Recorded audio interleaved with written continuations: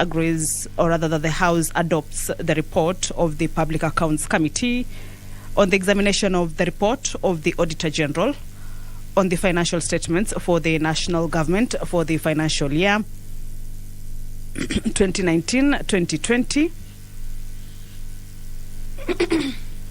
that was laid on the table of the House on Wednesday, June of 8th, the year 2022. Again, a question will be put to this particular report for members to adopt this report of the Public Accounts Committee on the examination or on the financial statements for the national government for the financial year 2019-2020.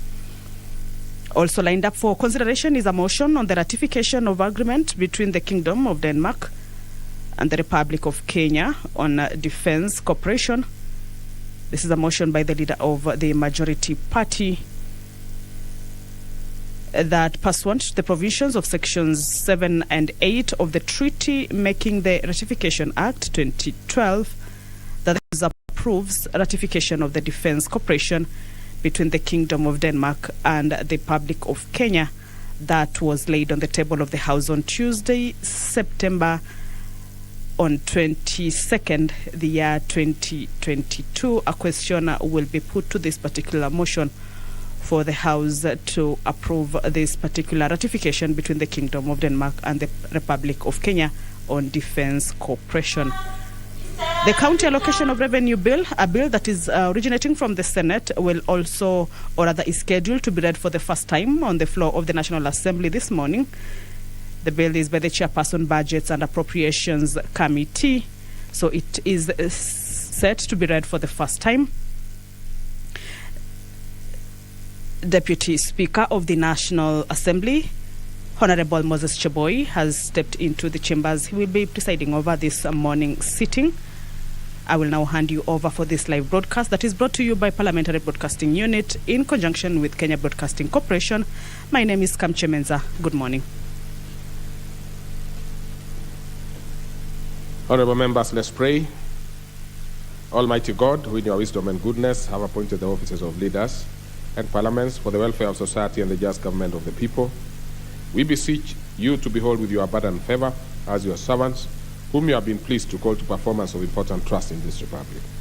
Let your blessings descend upon us here assembled, and then grant that we treat and consider all matters that shall come under deliberations in so just and faithful a manner as to promote your honor and glory, and to advance the peace, prosperity, and welfare of our country and of those whose interests you've committed to our charge. Amen.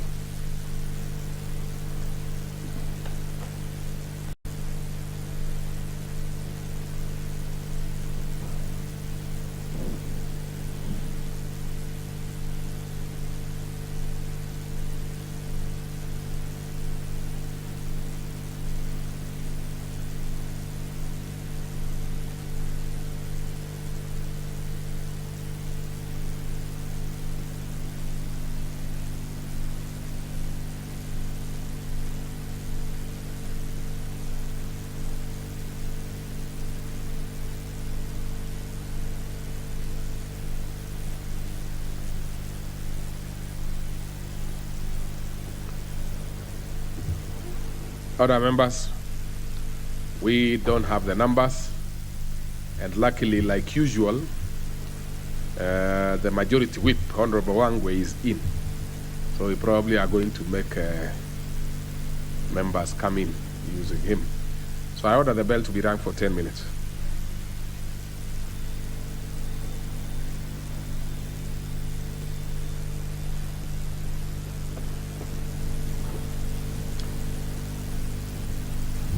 Deputy Speaker of the National Assembly, Honorable Moses Cheboy, has just ordered that the quorum bell be rung for 10 minutes.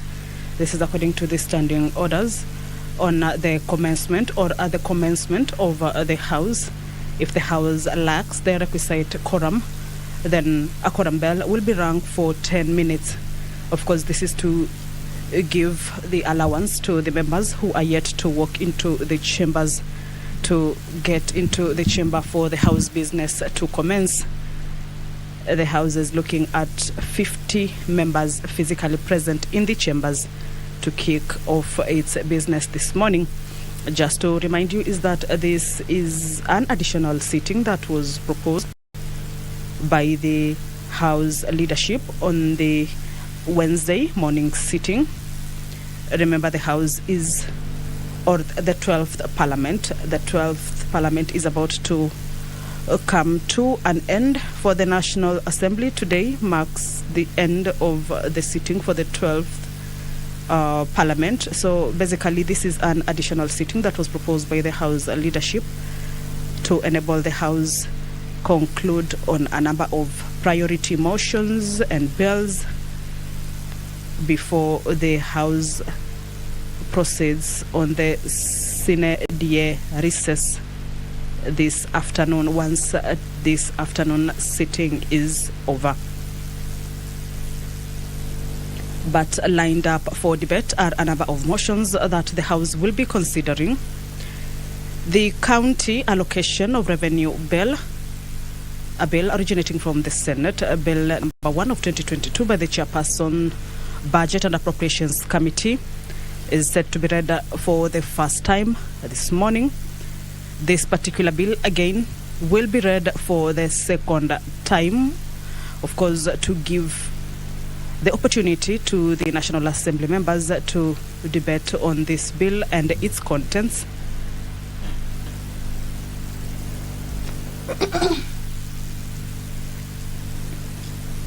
So the bill will be read for the first time and again be read for the second time. This is a bill that is originating from the Senate, and the principal objective of this bill is to make provisions for the allocations of revenue raised nationally among the county governments for the financial year 2022-2023. It contains the objects and the purposes of the bill, which is to provide for the allocation of revenue raised nationally for the financial year 2022-2023, as well as the transfer of the county allocations from the consolidated fund to the respective county revenue fund. In this case, the counties have been allocated a total of 370 billion shillings. The bill deals with the allocation of equitable share of revenue raised nationally to each county government.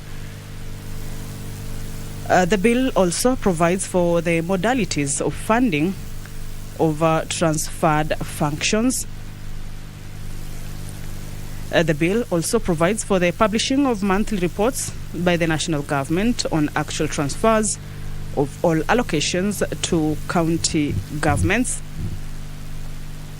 It also provides for the respective county treasury to reflect the total allocations from the national government separately in the county finance bill and reflect all transfers in the books of accounts. This is a bill by the Chairperson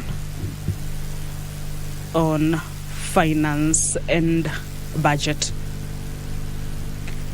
Pursuant to provisions of Standing Order 42A, subsection 5, a number of members will be able to ask questions for reply before specified departmental committees.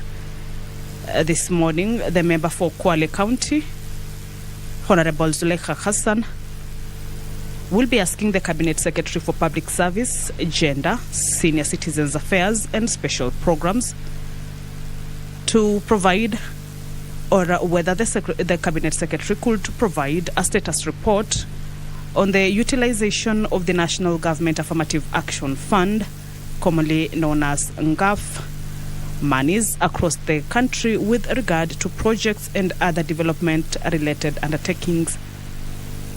Zulekha will be also asking the Cabinet Secretary to explain when the proposals for the operationalization of a milk processing plant in Lunga Lunga constituency and installation of cashew nuts processing machines in Matuga constituency and NGAF will be approved, considering that it is now almost 3 years since the proposals were first submitted to the NGAF board.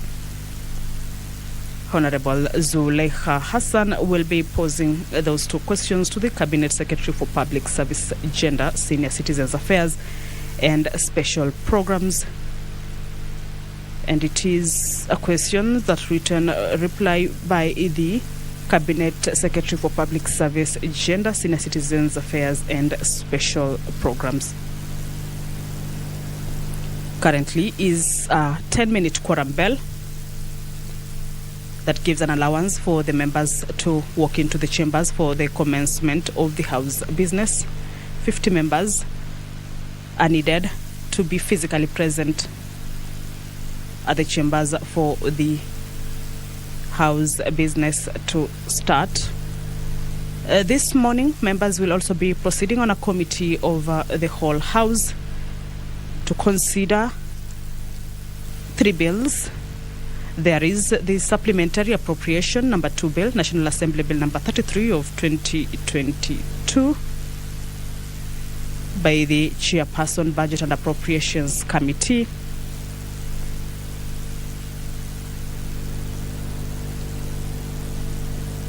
There is also the County Allocation of Revenue Bill, Senate Bill number 1 of 2022 by the Chairperson, Budget and Appropriations Committee, which is a bill that is scheduled to be read for the first time and again to be read for the second time.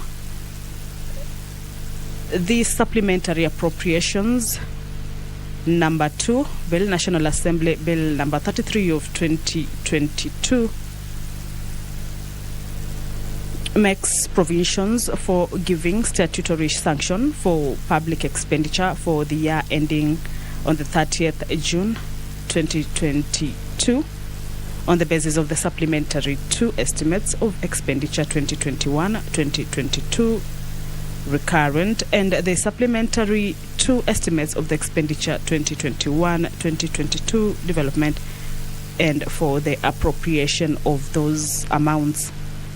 So it is a bill that will be considered at the committee of the whole House this morning, as well as the County Allocation Revenue Bill, that is a bill originating from the Senate. The Kenya Revenue Authority Amendment Bill, National Assembly Bill number 24 of 2022. This is by the Leader of Majority.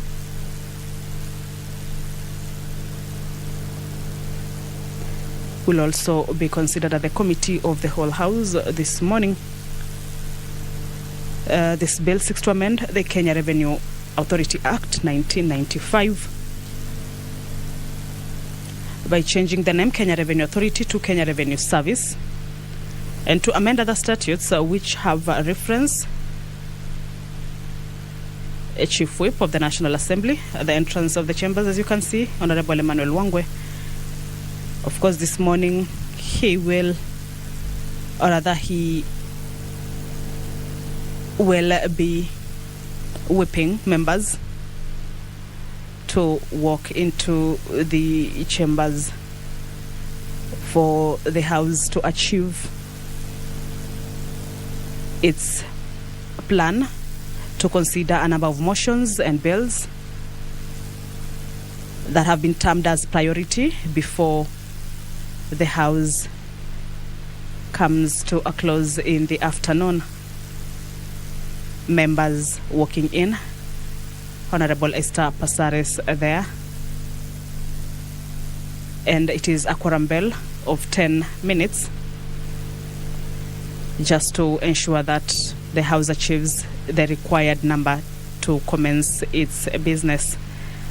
The Kenya Revenue Authority Amendment Bill is a bill that seeks to amend the Kenya Revenue Act of 1995 by changing the name Kenya Revenue Authority to Kenya Revenue Service. Let's proceed.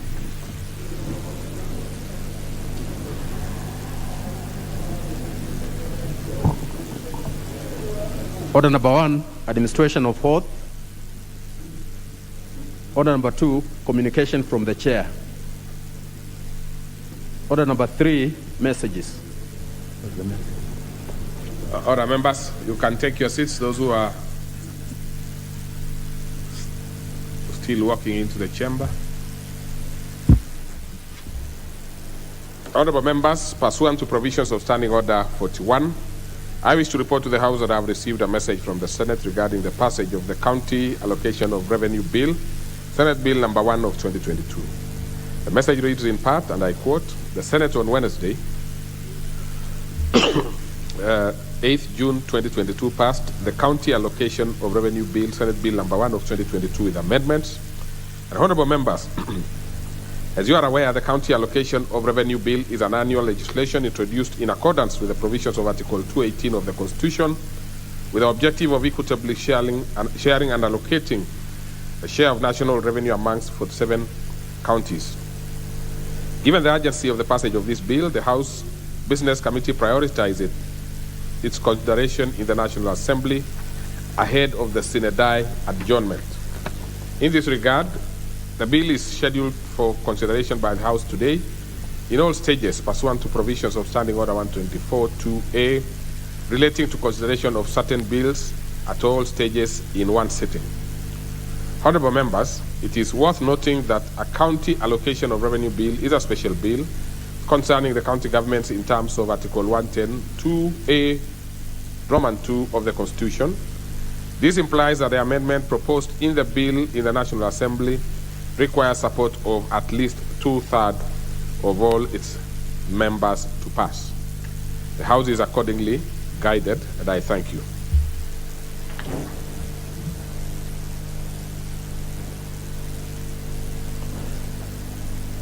Order number 4, petitions. Order number 5, papers. There are a series of papers that I hope today the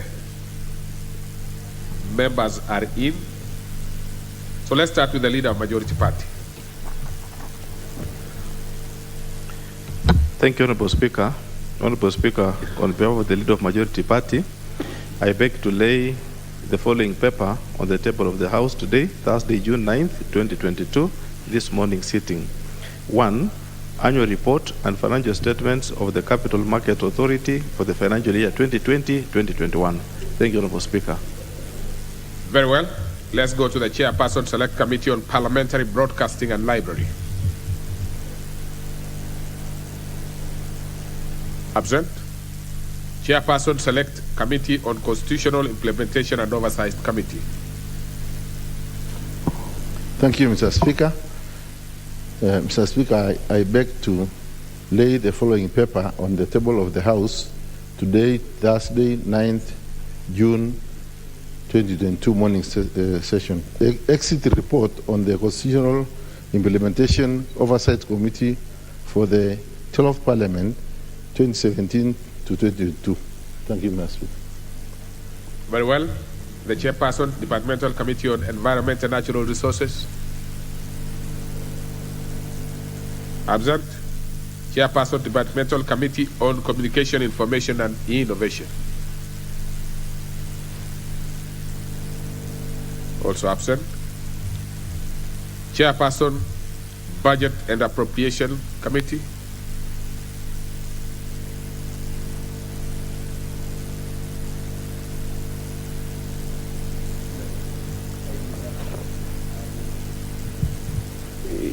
Maybe another 20 minutes.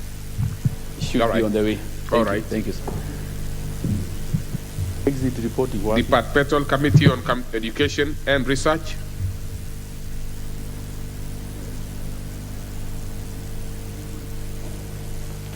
Honorable Speaker, I beg to lay the following paper on the table of the House today, Thursday, June 9th, 2022 morning sitting. Report of the Departmental Committee on Education and Research on the public petition regarding violation of the right to relevant education and training by Egerton University, submitted by a group of Egerton University students. Chair,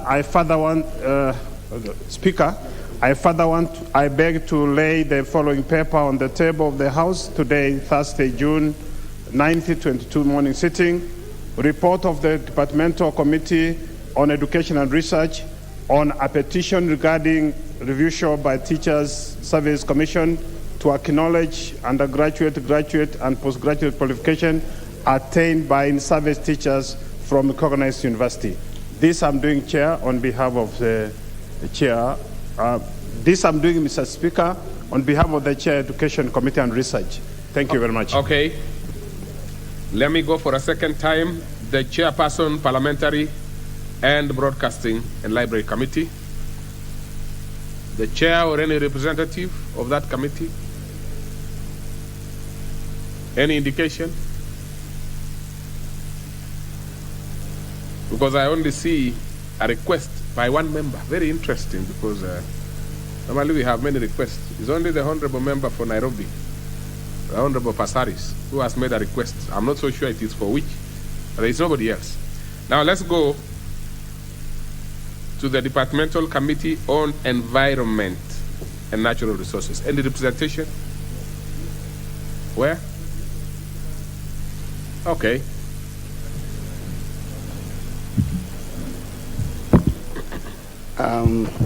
Thank you, Mr. Speaker.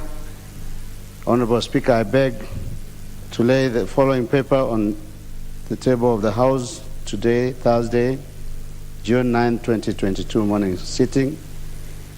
Report of the Departmental Committee on Environment and Natural Resources on consideration of a public petition regarding displacement of Kyoto homeowners self-help group, Kyoto Estates, by the rising level of Lake Naivasha, Nakuru County. I thank you, Honorable Speaker. Very well. Any other chair who is willing to do the committee? That is the chairperson, Departmental Committee on Communication, Information, and Innovation. Okay.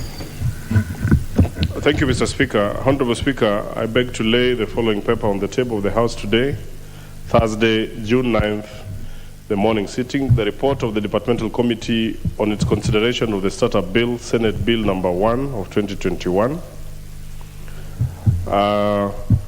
Mr. Speaker, another one, Honorable Speaker, I wish to also lay the following paper on the table of the House today, Thursday, June 9th, morning sitting. The exit report of the Departmental Committee on Communication, Information and Innovation for the 12th Parliament, 2017 to 2022. Thank you. I think that marks the end of that particular order, so we go to the next order, now that we do not see the Chair of Environment.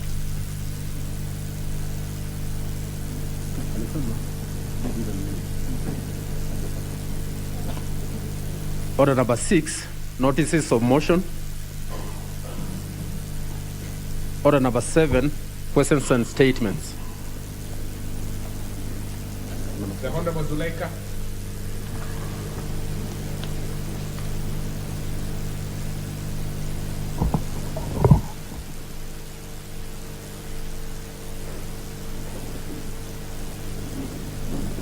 You have the mic now. Thank you, Mr. Speaker. Let me just, this mic doesn't seem to be working next to this iPad.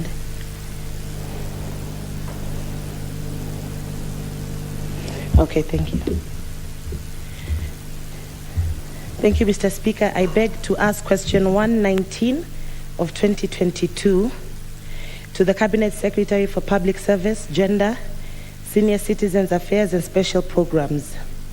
1, could the Cabinet Secretary provide a status report on the utilization of the National Government Affirmative Action Fund monies across the country with regard to projects and other development-related undertakings? 2, could the Cabinet Secretary explain when the proposals for the operationalization of a milk processing plant in Lunga constituency and installation of cashew nuts processing machines in Matuga constituency and Angaf will be approved, considering that it is now almost 3 years since the proposals were submitted to the Angaf board? Very well. That will be for a written reply by the Cabinet Secretary for Public Service, Gender and Senior Citizen Affairs and Special Program. Next order. Order number 8, motion. Report of the Committee of the Whole House on the Supplementary Appropriations number 2 Bill, National Assembly Bill number 33 of 2022. Question to be put in third reading.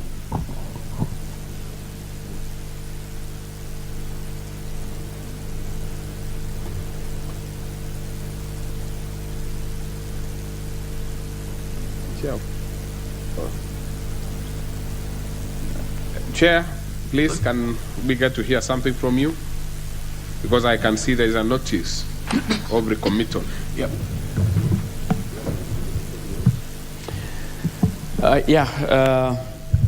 Honorable Chair, Honorable Speaker, I beg to move that the motion for agreement with the report of the Committee of the Whole House be amended by inserting the word subject to recommittal. An Honorable Speaker. Which one? Is it not the first and second schedule? The first and second schedule. Yes. That Sorry. Yeah, first and second schedule. And basically, the request was basically because there was some misplacement. An item was placed in a different departmental department or state department, which I think was trade, and now it needs to be taken to industry, Honorable Speaker. And I don't know whether I need to do it now or in the committee of the whole House. Well, you see, if there will be a recommittal, it has to go back to the committee of the whole House. I was just trying to look at the extent of what is being recommitted, because if it can be administrative. But let's just do it the right way. But ordinarily, for me, it looks like it is something we could have easily resolved without having to go to the because it's something very administrative. Yeah. But just for good order, since we are going to be able to finish anyway quickly, let's do what you have asked. So I propose a question, which is that, well, I almost proposed it without a seconder. Oh, sorry. You should give us a second. And I request Vice Chair Honorable Shinali to second. Okay, Honorable Shinali. Give Honorable Shinali the mic, please. Thank you, Mr. Speaker. Second. Thank you. So I propose a question, which is that the motion for agreement with the report of the Committee of the Whole House be amended by inserting the words subject to recommittal of the first and second schedules. I put the question, which is that the motion for agreement of the report of the Committee of the Whole House be amended by inserting the words subject to recommittal of the first and second schedule. Will as many as of that opinion say aye? Many as of a contrary opinion say nay? The ayes have it.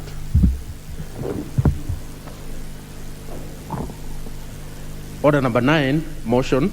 Consideration of the report on the financial statements for the national government for the financial year 2019-2020. Question to be put.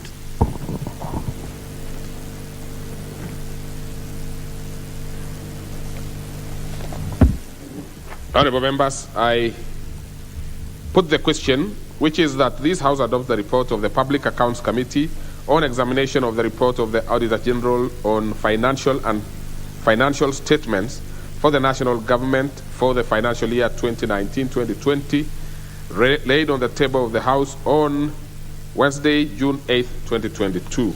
Will as many as of that opinion say aye? When as of a contrary opinion say nay? The ayes have it.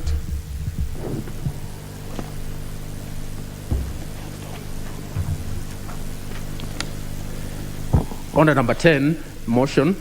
Ratification of agreement between the Kingdom of Denmark and the Republic of Kenya on defense cooperation. Question to be put. I put the question, which is that pursuant to provisions of Section 7 and 8 of the Treaty Making and Ratification Act 2012, this House approves the ratification of defense cooperation between Kingdom of Denmark and Republic of Kenya, laid on the table of the House on Tuesday, September 22, 2020. Will as many as of that opinion say aye? And as of a contrary opinion say nay? The ayes have it. Order number 11, the County Allocation of Revenue Bill, Senate Bill number 1 of 2022, first reading. A bill for an act of parliament to provide for the equitable allocation of revenue raised nationally among the county governments for the 2022-2023 financial year, the responsibilities of national and county governments pursuant to such allocation and for connected purposes.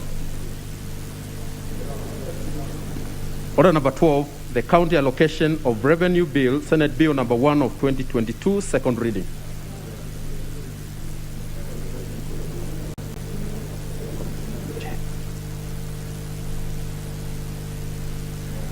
Chairperson. And Chairperson, take advantage of... the first one. First of all, in fact, even before we proceed, let us take the exit report from the Chairperson Budget and also the Chairperson Broadcasting. Very quickly, then then you immediately... In fact, let's start with the Chairperson Broadcasting. We come back to you, and you finish laying the document and proceed. Yeah, thank you. Mr. Speaker, sir, thank you so much. Honorable Speaker, I beg to lay the following paper on the table of the House today, Thursday, June 9th, 2022, entitled Exit Report of the Committee on the Parliamentary Broadcasting and Library for the 12th Parliament, 2017 to 2022. Thank you. Very well. Okay, so the Honorable Chair Budget. Thank you. Thank you so much, Honorable Speaker. Report, and then you go to that debate. Thank you. I start guided. Honorable Speaker, I beg to lay the following paper on the table of the House today, Wednesday, June 8, 2022. Not Wednesday, it's actually Thursday. Honorable Speaker, the exit report of the Budget and Appropriations Committee for the 12th Parliament, that is from 2017 to 2022. I thank you, Honorable Speaker. Very well. Now proceed. You can now proceed with the County Allocation Revenue Bill. I would advise that we be as brief, all members, so that we can dispense up with this quickly. Honorable Speaker, I beg to move that then the County Allocation of Revenue Bill, Senate Bill number 1 of 2022 be now read a second time. Honorable Speaker, I want to say this is the horizontal sharing of revenue, Honorable Speaker, to the counties through the formula or the basis that was adopted both by the Senate and also the National Assembly, Honorable Speaker, and through the Division of Revenue Bill and County Allocation Bill, Honorable Speaker, we were able to discuss these issues and at length, Honorable Speaker. The Senate has done the same, Honorable Speaker. The amount of money in terms of the shareable revenue that has been given to the counties is 370 billion shillings, Honorable Speaker. And we hope that, Honorable Speaker, in the coming year, Honorable Speaker, the counties will be able to utilize the funds as appropriated to them in the right manner. Because, Honorable Speaker, we have been doing this each and every year. But all the time, Honorable Speaker, when it comes to the question of accountability, Honorable Speaker, despite the fact that most of the accountability issues is in the Senate, Honorable Speaker, issues are raised every other year. And we beseech the Senate to be more vigilant, empower also the county assemblies so that they are also able to oversight these funds, Honorable Speaker, properly. The second issue, Honorable Speaker, is the expiring pending bills, Honorable Speaker.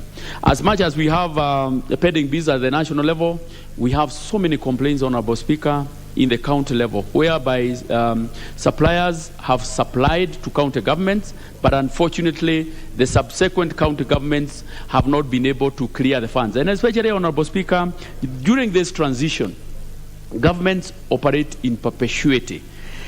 We have had situations whereby one governor refuses to honor, the commitments that have been done or that were done by the previous government. We want to remind them that a commitment by government is a commitment by government, and they should be honored.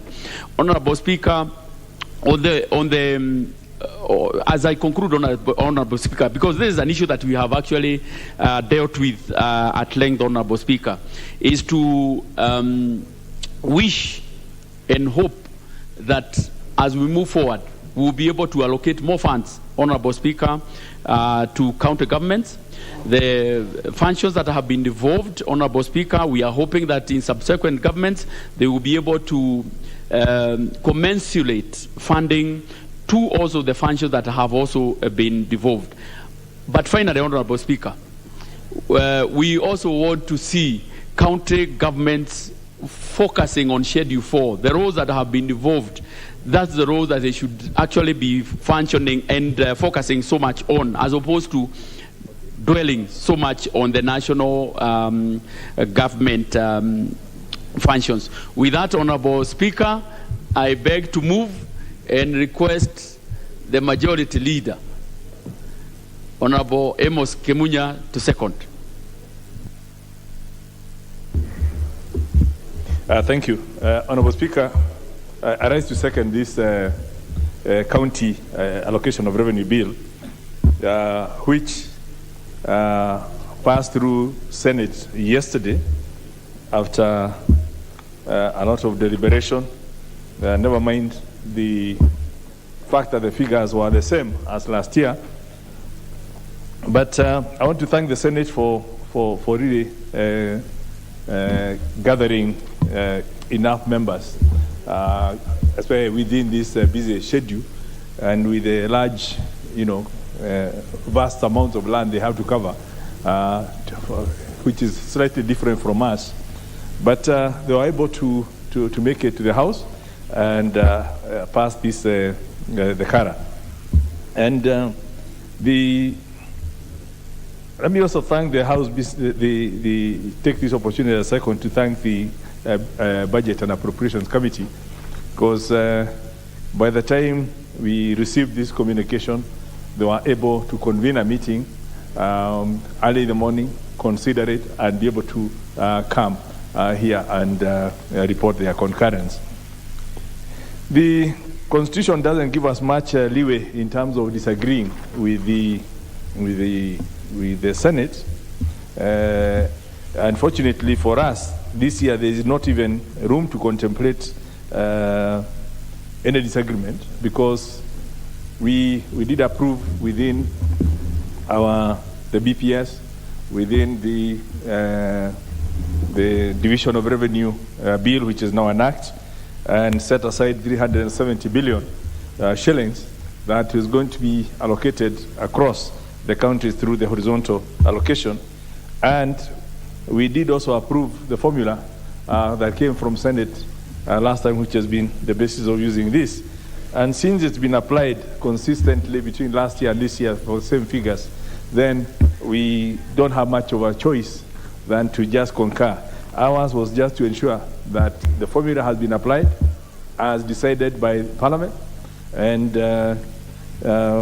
since this has been done, then we are happy to recommend to this House that we approve the county allocation of revenue bill, so that together with the appropriation bill that we've passed, they can become the basis of appropriating monies to the national government as well as to the counties. Honorable Speaker, I want to echo the words of the Chair of Budget. When you go across the countryside and talk to the young traders and contractors, you'll find most of them supply to counties.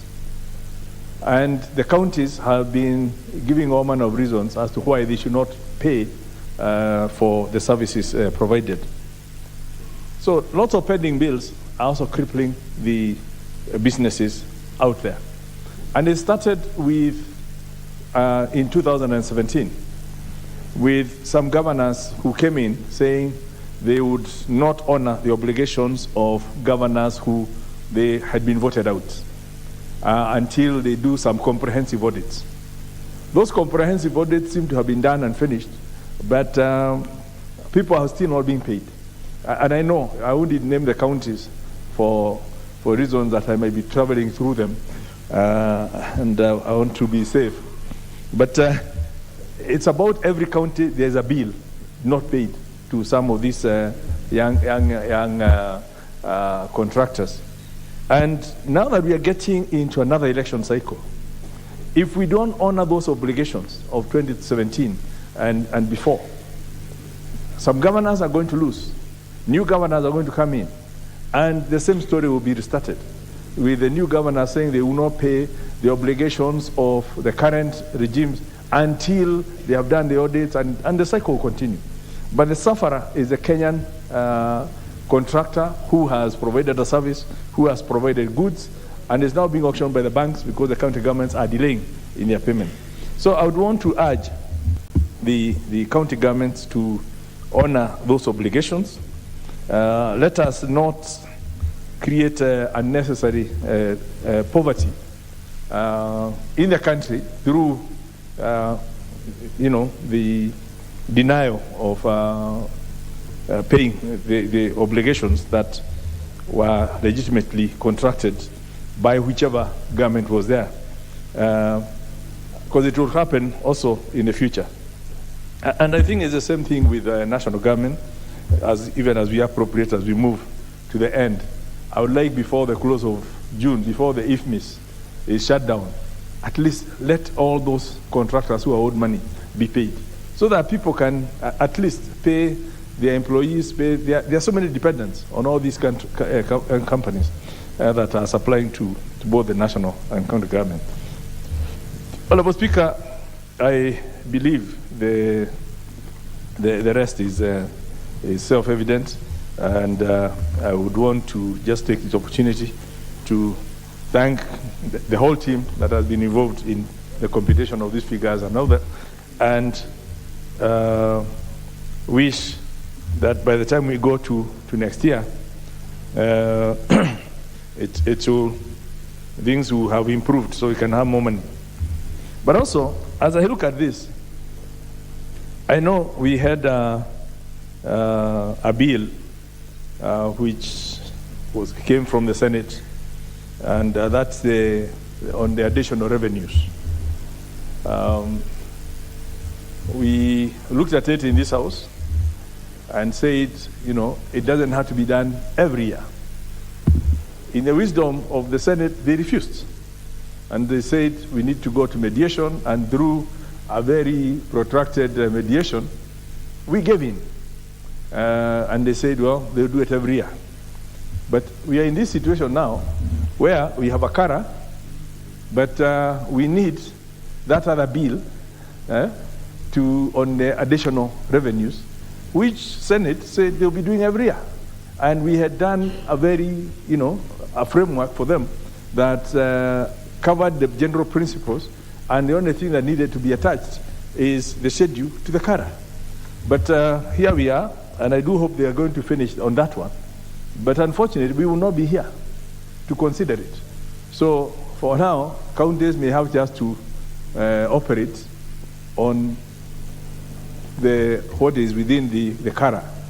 The additional revenues will have to come when that is approved in this House, because that is the wisdom of the Senate. Yeah? And hence, for now, let's approve this one, and we wait for the other one to come.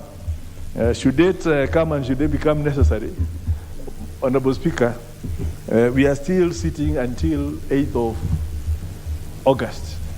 So should it be necessary, I'll call you to come and pass it for the sake of our counties. But it just shows that when we try to do something and people don't understand it, that it could put us in all this situation or put our counties in trouble. With those remarks, I beg to second.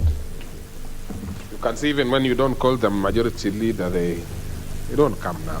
So you call them 1 week or 2 weeks to elections, you will not have the numbers. Now, so then I propose a question, which is the County Allocation of Revenue Bill, Senate Bill number 1 of 2022, be now read a second time.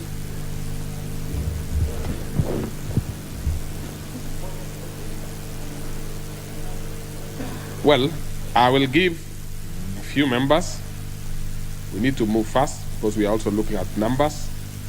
So I will start with the Honorable.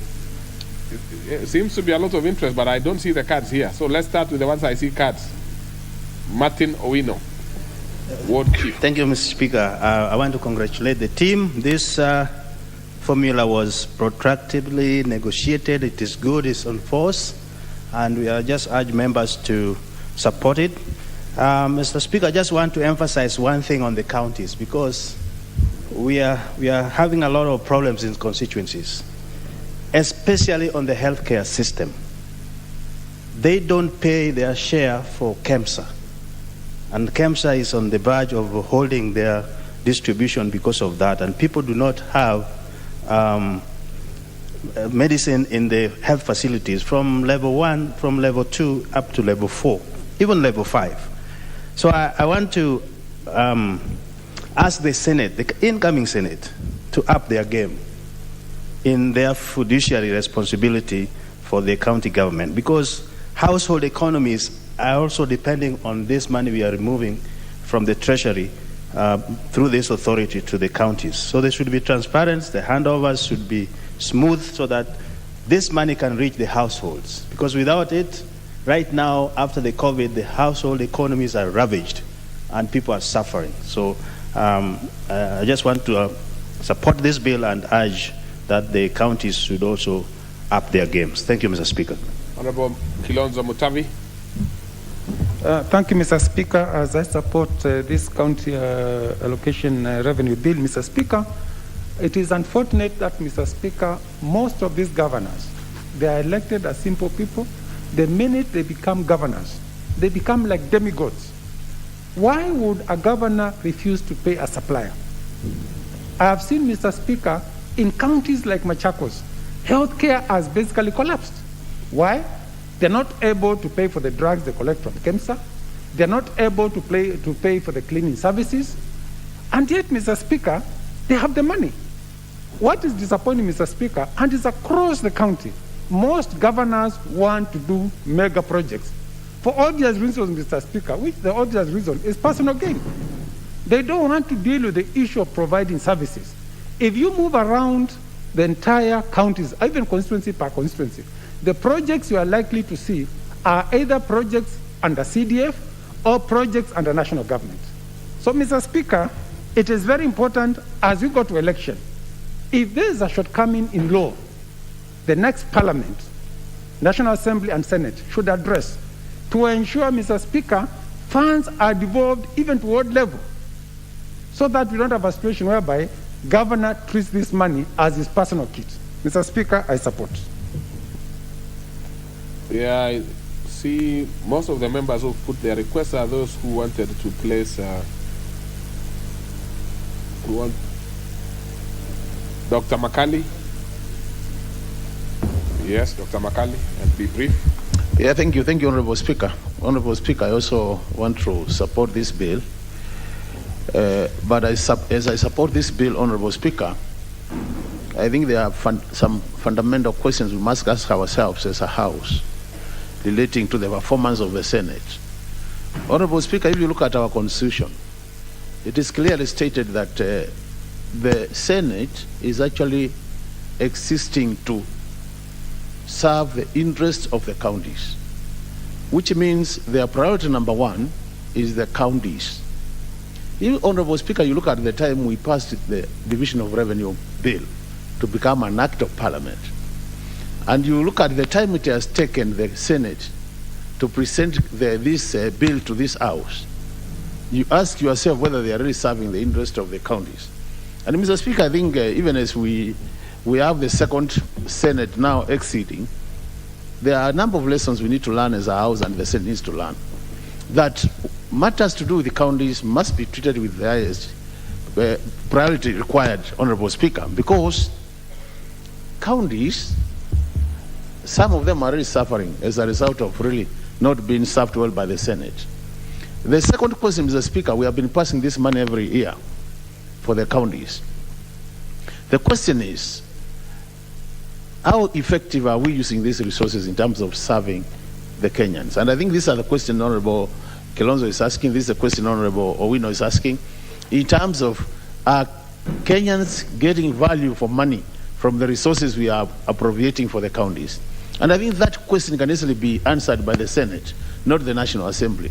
So I think the Senate has a lot of work to do, but I think they are not focusing on their priority, they are focusing on other areas. The other area which is important, Honorable Speaker, is the area which Honorable Kemunya has just discussed. Honorable Speaker, you remember there was what we used to call the County Additional Resources Bill, which we passed in this House. And as a House, even though counties are not our priority number one, we are saying let's make this just a one-off bill so that every year we just attach their schedule. Now they insisted that they want that to be an annual bill. And now you can see Kara is with us here, but that bill is not attached.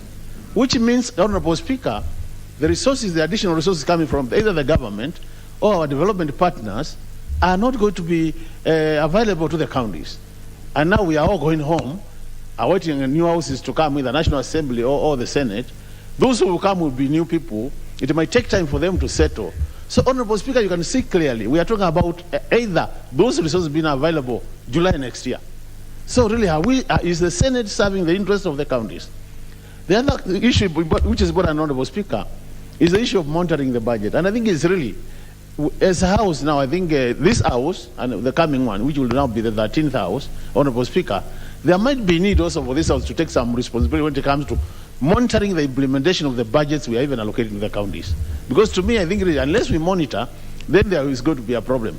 Now, for the national government, there is only one challenge I would want to post, Honorable Speaker, which needs to be considered.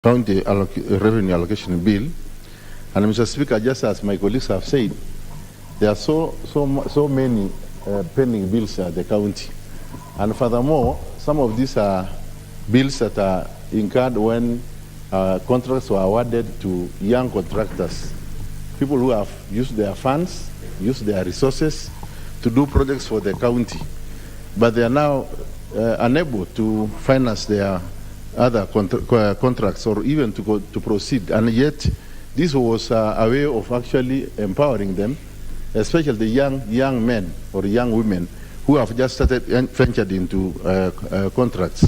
So this bill, if passed, it should go along to assist those contractors that have not been paid. Secondly, Mr. Speaker, there's a lot of bureaucracy in the government, not only in the county, but also at the treasury. Even if we pass this bill, it will take a lot of time again to actually release the funds. So we urge treasury to cut down on bureaucracy. A lot of bureaucracy in financing or releasing funds to the county to enable to clear pending bills. Mr. Speaker, where I come from also, the drought has really ravaged our people. For the last 1.5 years, people are suffering. People are even starving. Communities are starving because they have lost their livelihoods. The cows, the cattle, the goats, and the sheep, which is a real source of livelihood. So even issues like addressing emergency by the counties, which is a default function actually, water, food stuff, is not available at all because of lack of funds. So this bill, if passed, which we are going to pass, I support it, will go along actually to address some of those problems that we are facing at the local level. Even paying fees is people are unable to pay fees because of the drought that has ravaged our areas. And to make it worse, Mr. Speaker, the cost of fuel has really gone up. Maybe people are complaining here in Nairobi and the other big cities in Kenya. But to go to places like Marsabit, Samburu, Turkana, those far-fledged counties, the cost of fuel in Baragoi town is 200 shillings per liter. What about Moyele now or Marsabit? We are really having a terrible situation in this country at the moment. So we need to do fast tracking. We need to urge Treasury to, if this bill is passed, we need to fast track it. And apart from that, the Kenya government should also look into the cost of fuel. I think the issue is there's no monitoring, there's no oversight by the Energy Control Commission. They are not going around. If it is 150 here, we should also say how much does it cost. They don't monitor. They don't go around to see what people are being actually harassed and actually they're being exploited. So, Mr. Speaker, with those remarks, I want to support. As I proceed to give the mover to reply, let me recognize in the Speaker's gallery students from Moi Forces Academy, Lanet, from my own county of Nakuru, Bahati constituency. They are here, of course, on a visit to know the workings of the National Assembly, and they are very lucky because this is probably it's going to be the last sitting of the 12th Parliament. Had they waited for tomorrow, they would have come to see the benches. Now they are able to see members, their own members of Parliament, at work. So let's have the mover reply. Mover reply. Thank you, Honorable Speaker. As I rise to reply, I want to thank all the members who have made a contribution to this very, very critical bill. Honorable Speaker, to the governors, and especially during this transition, they should know that the funds that we are appropriating to them is public funds, and they should be used properly. Honorable Speaker, the debts, the pending bills, is something that we need to all the time remind the governors that despite that maybe there will be a change of regime, if they have an obligation to pay, they must pay, and they pay on time. The second issue is, of course, to Treasury to make sure that they also release these funds on time, not to wait for the last minute. With that, Honorable Speaker, I beg to reply. Thank you very much. So I put the question, which is at the County Revenue Allocation Bill, Senate Bill number 1 of 2022, be now read a second time. Will as many as of that opinion say aye? And as of a contrary opinion say nay? The ayes have it.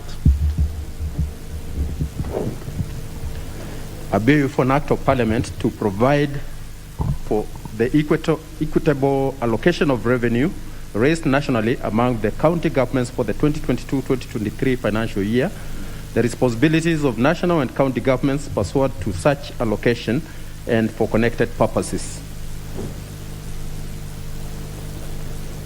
Order number 13, Committee of the Wool House.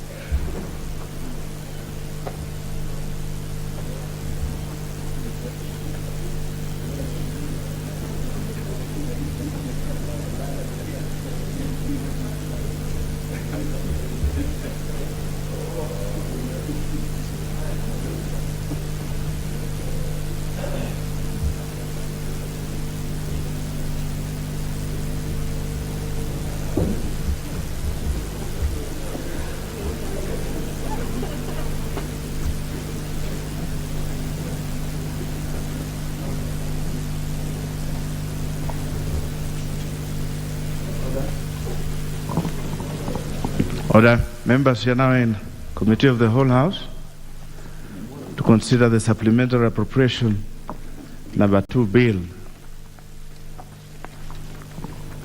National Assembly Bill number 33 of 2022.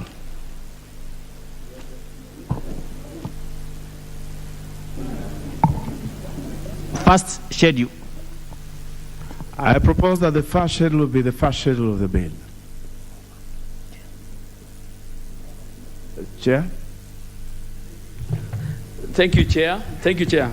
I beg to move that the first schedule to the Supplementary Appropriation number 2 Bill 2022 be amended with respect to vote number D1175, that's State Department for Industrialization, under program Standard and Business Incubation, by deleting the expression of Kenya shilling 24,917,000 and substituting thereof with the expression of Kenya shilling 10,083,000. I beg to move.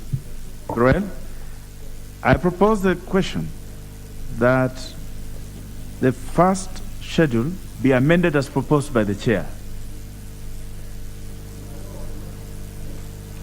I now put the question that the first schedule be amended as proposed by the chair. Will as many of that opinion say aye? Will as many as of a contrary opinion say nay? The ayes have it. I now put the question that the first schedule as amended be part of the bill. Will as many of that opinion say aye? Will as many as of a contrary opinion say nay? The ayes have it. Second schedule. I propose the question that the second schedule be part of the bill. Chair?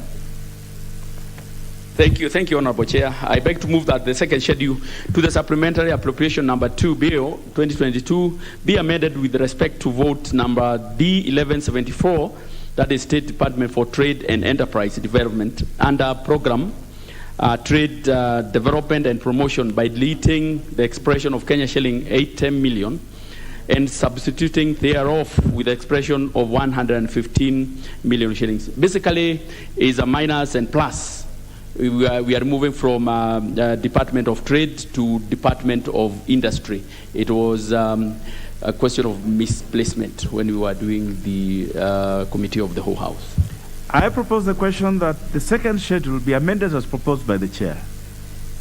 I now put the question that the second schedule be amended as proposed by the chair. Will as many of that opinion say aye? Will as many as of a contrary opinion say nay?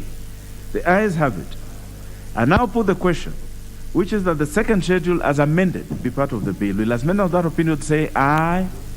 Will as many as of a contrary opinion say nay? The ayes have it. We shall now, we have completed that business. Now I call upon the mover to move reporting.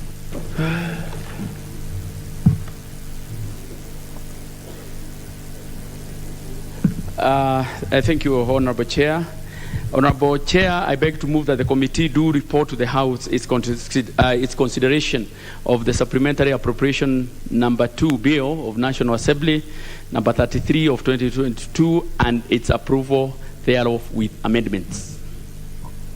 I now put the question that the committee do report to the House its consideration of the Supplementary Appropriation number 2 Bill, National Assembly Bill number 33 of 2022, and its approval thereof with amendments.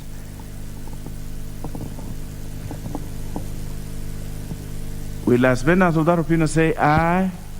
Will as many as of a contrary opinion say nay? The ayes have it.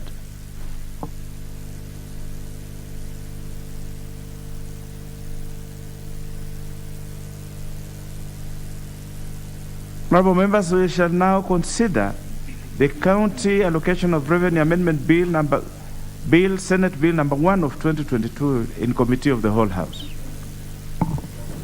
Clauses 3, 4, 5, 6, 7, 8, 9, and 10.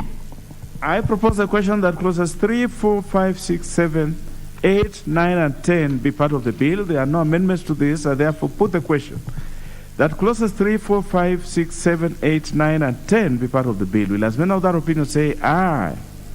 Will as many of our contrary opinion say nay? The ayes have it. First and second schedules.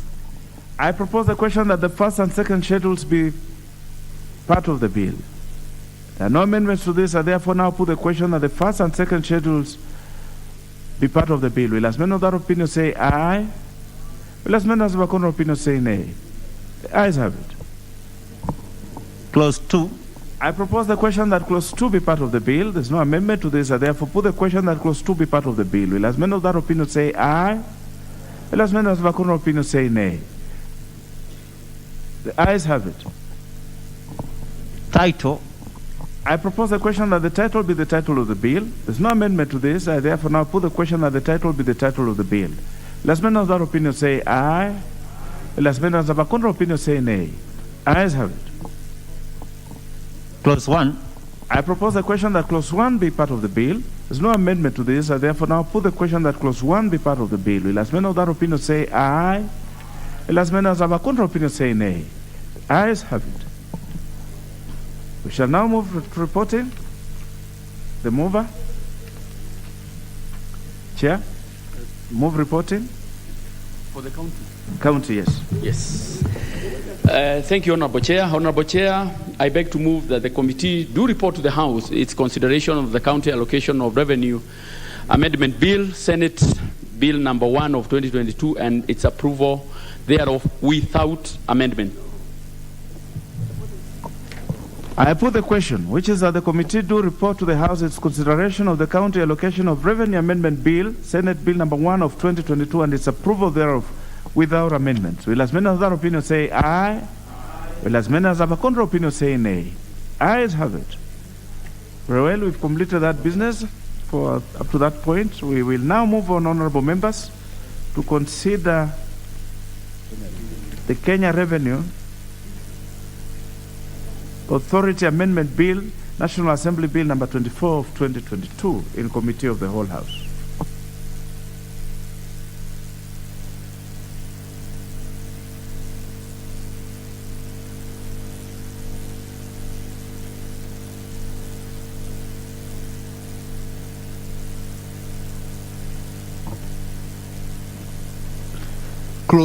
Clauses 3.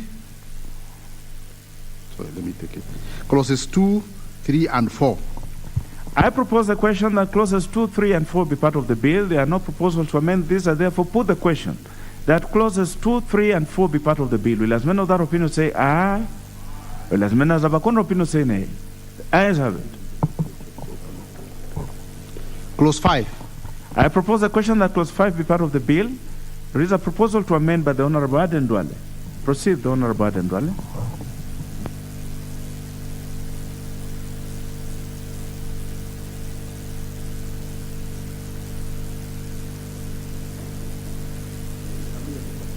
I don't know. I mean, this is a seat for ranking member.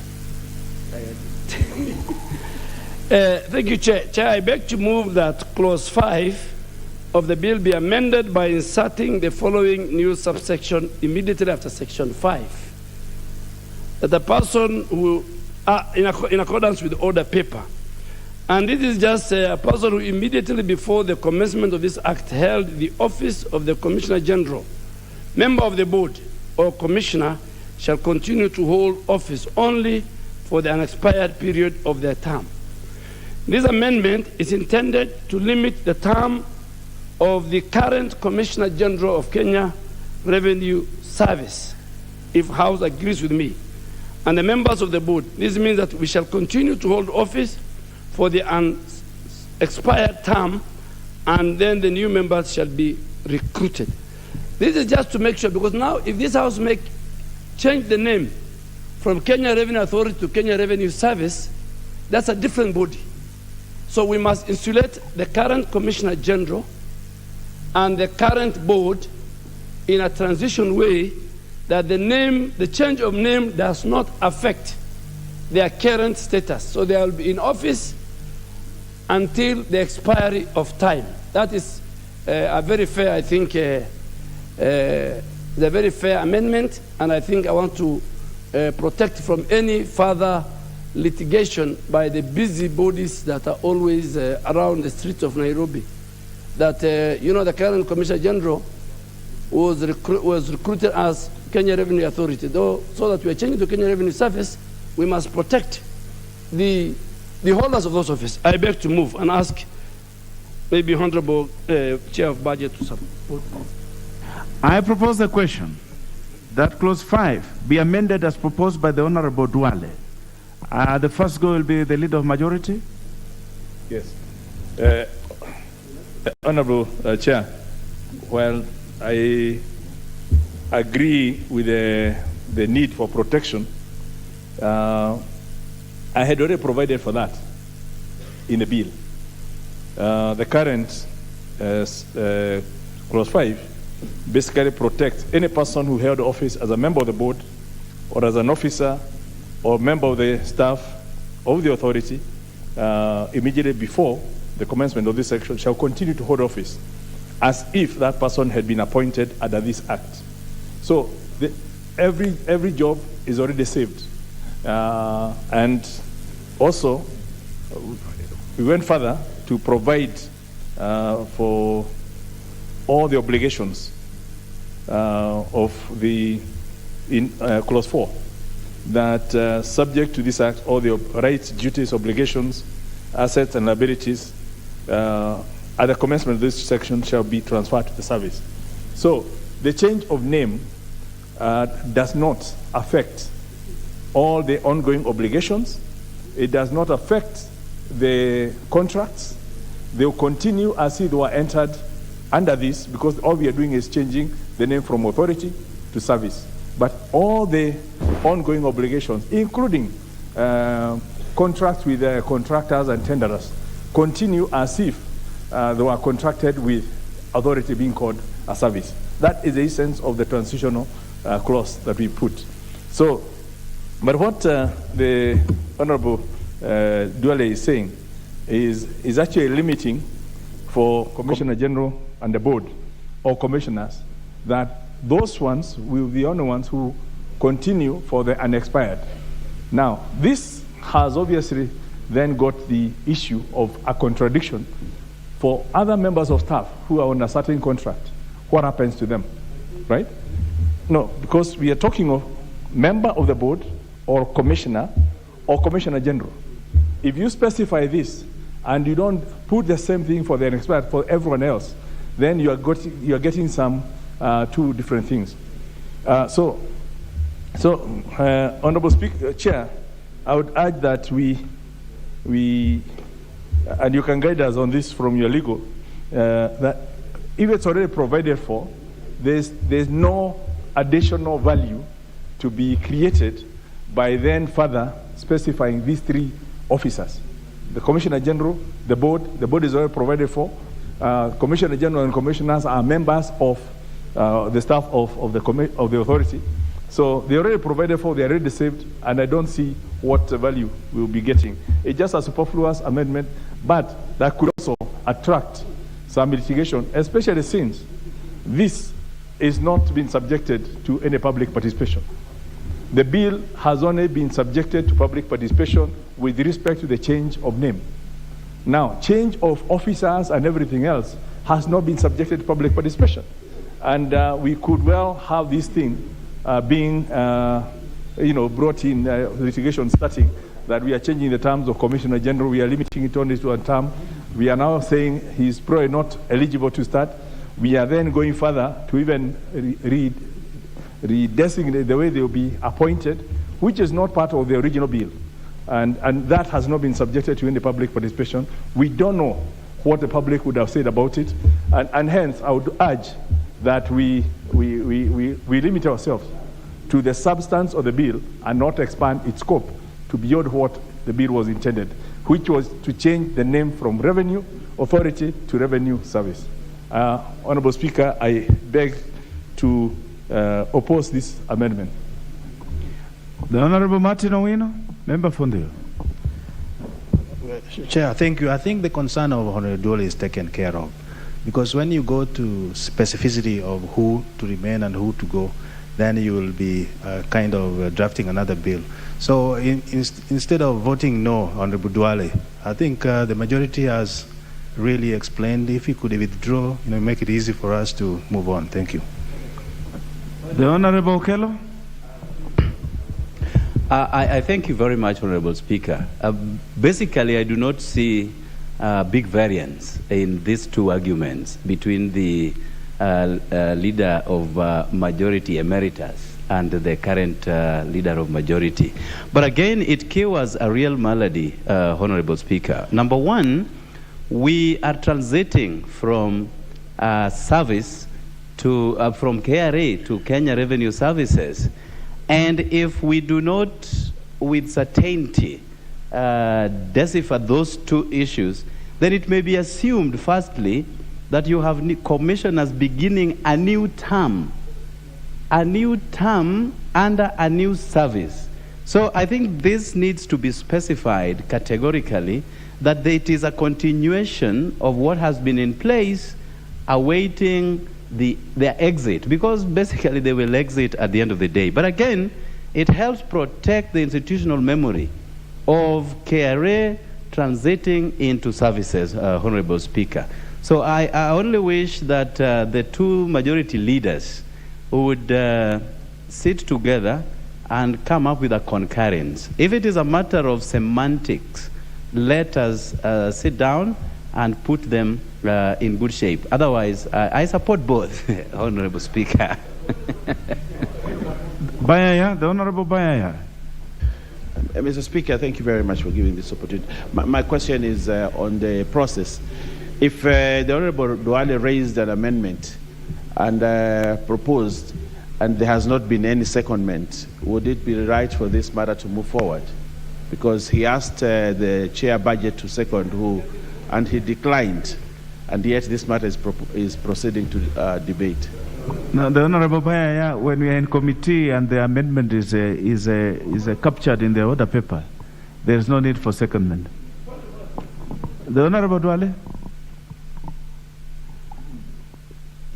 Mr. Chairman, the gist of the matter is that we must state it in law that the current Commissioner General and the board, by transiting from Kenya Revenue Authority to Kenya Revenue Service, they don't take it as a fresh start. That the Commissioner General and the board can say, this is a different entity, so we are starting afresh. So what I'm trying to say is that let us put it, we are lawmakers. Transitional and consequential amendments are very critical and fundamental in drafting of laws. So what I'm just saying is that there's a current Commissioner General and there's a board. So you are changing, it's like you're changing the name of the Kenya National Assembly to Kenya National Representative. So what will be the fate of the clerk as of now? So we must have a safeguard to make sure that as we change the name, the current Commissioner General and the board will not take it on the face of it, that they are starting a new organization. I mean, I came all the way from Mandera. I came all the way from Mandera because this amendment was critical, even when I was the leader of majority. Kenya Revenue Authority is critical. And by the way, if the House convenes me, I have no problem. But what I'm saying is, transitional and consequential amendments in lawmaking in this House are very fundamental. You can't just have a law hanging. So, Chair, I really want to ask the leader of majority, if that safeguard has been provided in the bill, and it's not provided in the bill. It is not. Please, it's not. You know, I have read this bill. Let us not try to play balls. I'm just trying to, I don't want to become the Commissioner General. But the Commissioner General, the current Commissioner General has a term limit, which is renewable. Now, when you have a new organization, can we just say it in law that he will continue and secure his expired term if the new board and the board, but if the Kenya Revenue Service gives him a renewal, we have no problem. Mine is about transitional and consequential amendment in terms of drafting of laws for this House. And I've been around with Honorable Kimunya. Brian, there's nothing out of order, the Honorable Doyle. You have heard your say. Let others also speak. The Honorable Kamket. The Honorable Kizito. Chairman, thank you so much. I want to support Duale on this amendment. And I want to think that there's nothing wrong in reiteration in law as long as it's evoking clarity. Because actually, matter transition can be something else if you don't really take care of that. So for me, I would want to urge the House to to accept that amendment for purposes of clarity, and even if it is an iteration, it does not actually kill or break a bone. So actually, I support that amendment. The Honorable Ahome, member for Kandara.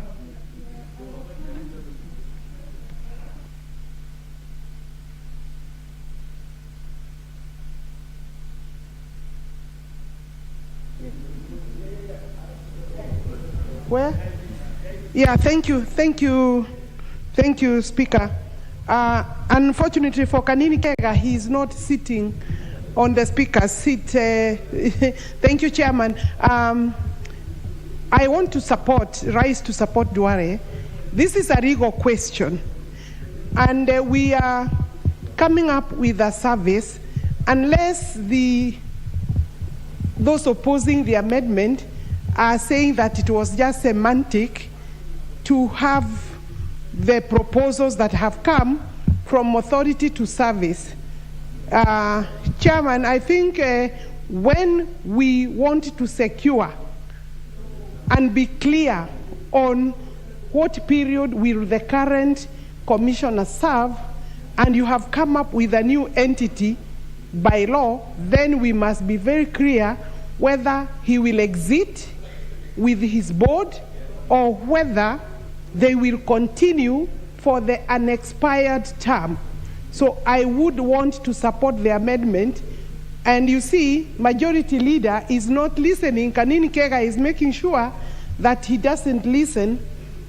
You know, Kanini Kega has secured a new name, but I don't want the Honorable Member for Kandara, do not be unduly concerned by what the Honorable Let me not Kanini... be distracted because, yes, because what is important is what the other members are listening guided. to. Yes.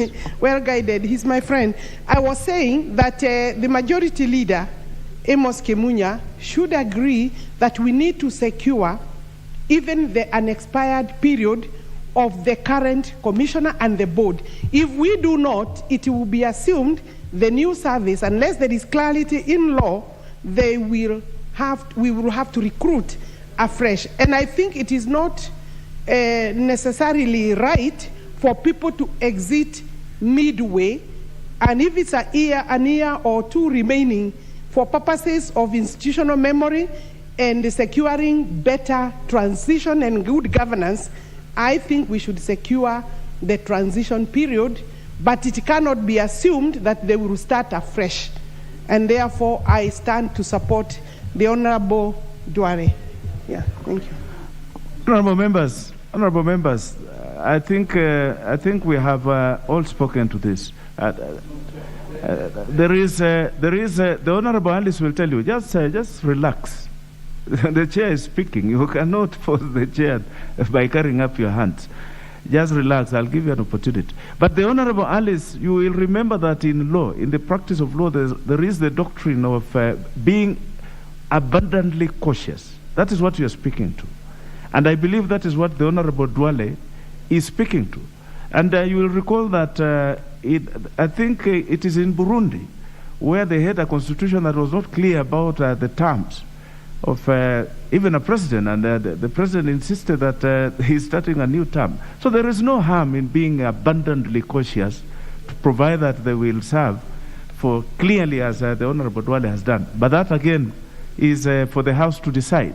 I will allow 2 or 3 more people to speak to this so that we put the question. And the first one will be the Honorable Ogutu Abel, member for Bomachoge Borabu. Thank you, Honorable Chair. I want to agree with you that the sentiments that have been shared are for the welfare of the new entity that has been renamed, the entity that has been renamed. But, Honorable Chair, I think the question we want to ask in this House is whether we want to add to the wordings of the document, because already Honorable Kimunya has alluded to a section which actually takes care of the service, the serving period of the existing commissioners plus the staff of KRA. Honorable Chair, we have done similar amendments before, and we have always provided that caption that the current membership in the committees and the commissioners will always remain in office until such a time that their term expired, from which time then a new board takes up. So for me, it's a question of asking whether we need to add to the volume of the document, because already that is taken care of, or do we want to go with the clause that has already been given by Honorable Kimunya? Thank you, Chair. The Honorable Makali Mulu.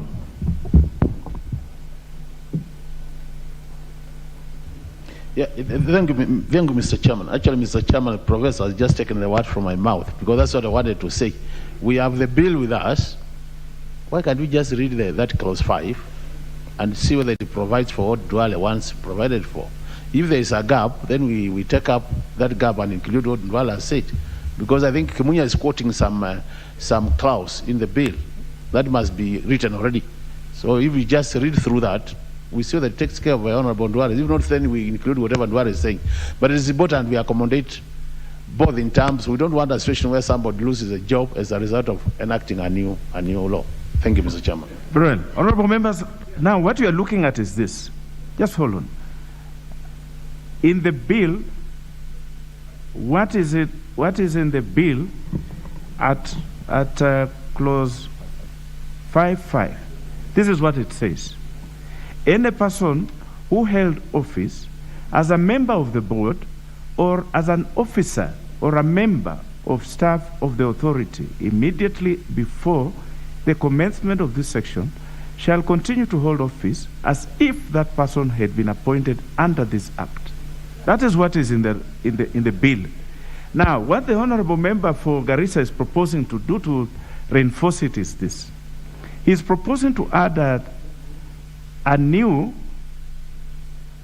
clause, subclause 5A, which will read as this: a person who immediately before the commencement of this act held the office of Commissioner General, member of the board, or commissioner shall continue to hold office only for the unexpired period of their term.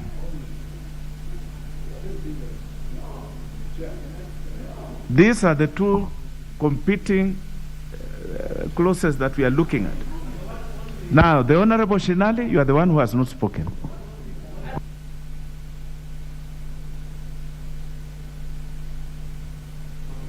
Thank you, Chair.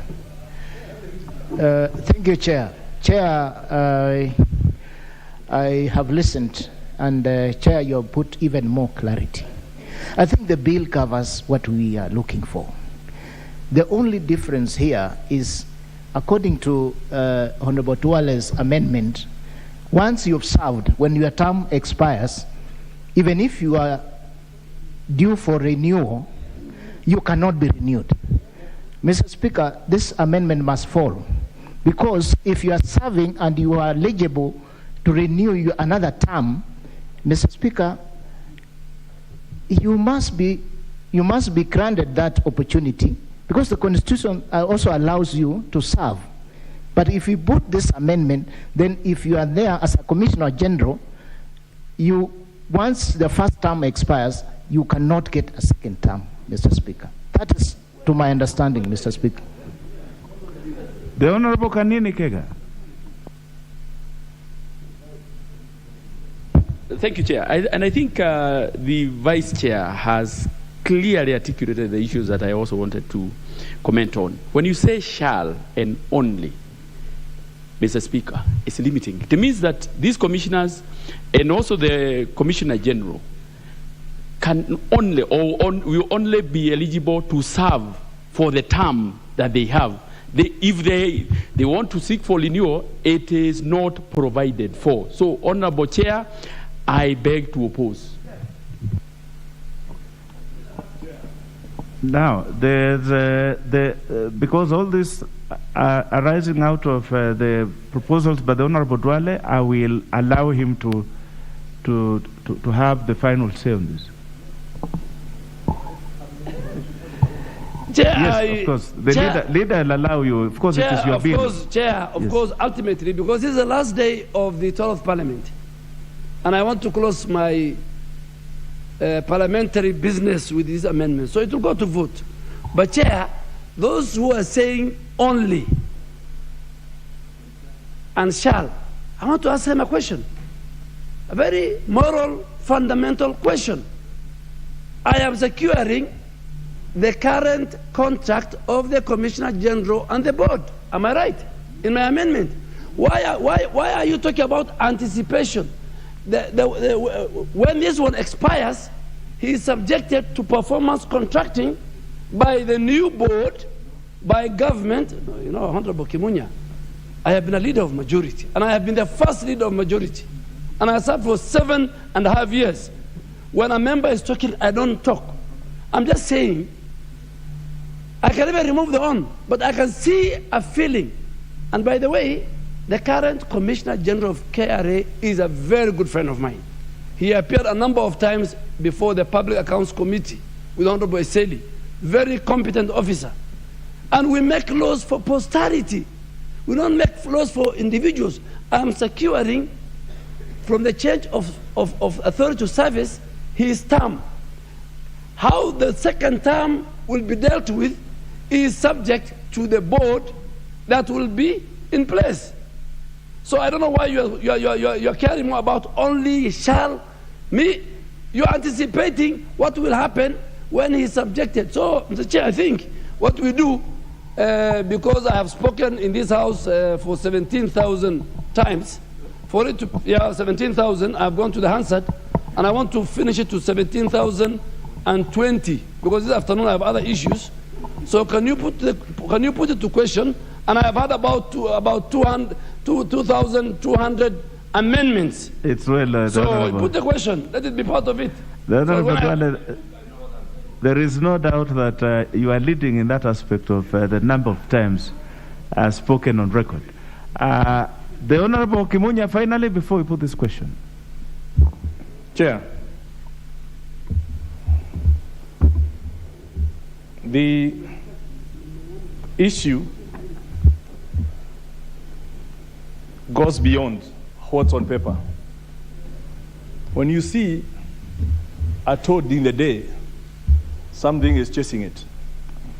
The current Commissioner General of KRA, and indeed the commissioners, have been under constant attack by a certain group of politicians because of the stance they have taken in collection of revenue. Just hold on, the Honorable Leader, the Honorable Dwale, what is out of order? No, point of order, Chair. Point of order. You need to, point of order, we're not discussing politics. I have an amendment. I have justified.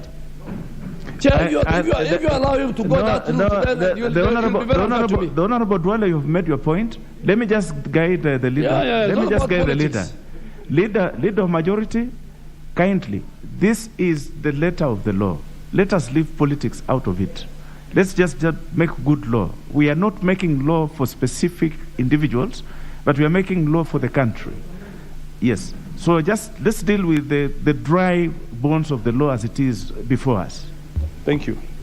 Honorable Speaker, Honorable Chair, the import of this amendment is to specifically limit the service of commissioners, the current Commissioner General, and members of the board to only the unexpired term, and thereafter they will not be eligible.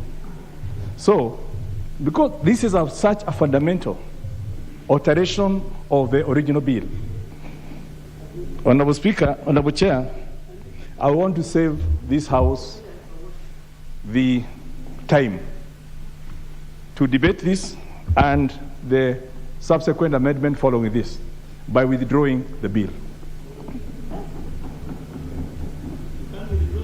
No, I can. I'm the mover. Yeah.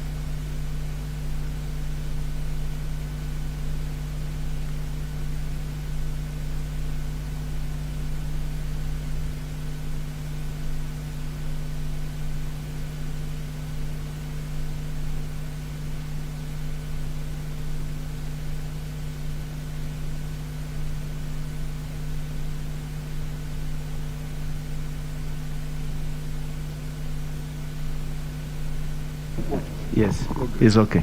Honorable members, let's have order. Honorable members, I've looked at the standing orders. The leader of majority has gone on record that he wishes to withdraw this business, and I have fortified myself by looking at standing order 141, and is permitted to do so. It is his business. He has withdrawn it, and therefore it stands withdrawn. So therefore, members, that business stands withdrawn in accordance with standing order 140 subclause 1. The Honorable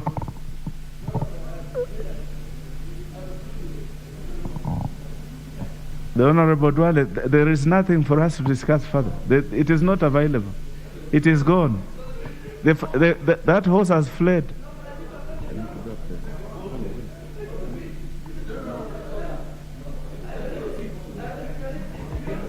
We shall now move to reporting. We'll move to reporting of progress.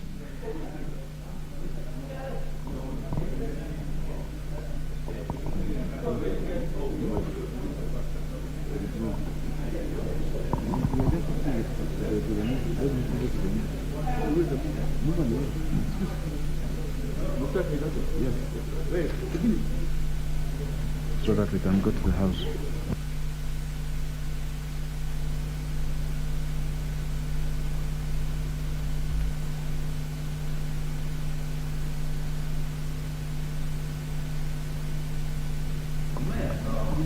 So, leader, now you must go on record that you have withdrawn that business so that the house can move. Yeah, Honorable Chairperson, I beg to move that the committee do report to the House its consideration of the Kenya Revenue Authority Amendment Bill, National Assembly Bill number 24 of 2022, and that pursuant to Standing Order number 140, the bill has been withdrawn.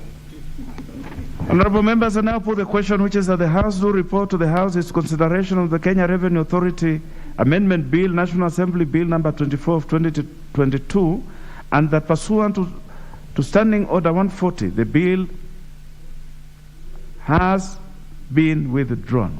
Will as many of that opinion say aye? Will as many as of a corner opinion say nay? The ayes have it.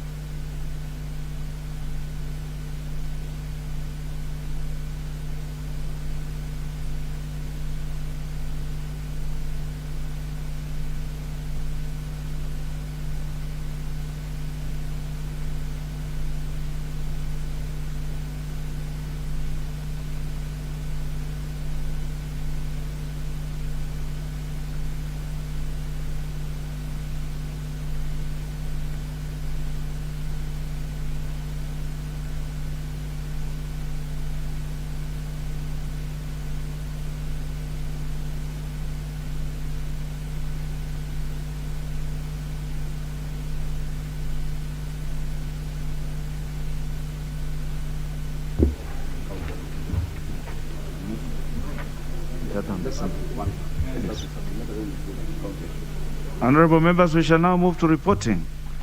We shall start with the supplementary appropriation number 2 bill, National Assembly Bill number 33 of 2022. Mover? Honorable Speaker, I beg to report that the committee of the whole House has considered the Supplementary Appropriation Bill, National Assembly Bill number 33 of 2022, and approved the same with amendments. The mover. Thank you, Honorable Speaker. Honorable Speaker, I beg to move that this House do agree with the report of the committee of the whole House on its consideration of the Supplementary Appropriations number 2, Bill of National Assembly number 33 of 2022. I also request Honorable Shinari to second. The Honorable Shinari.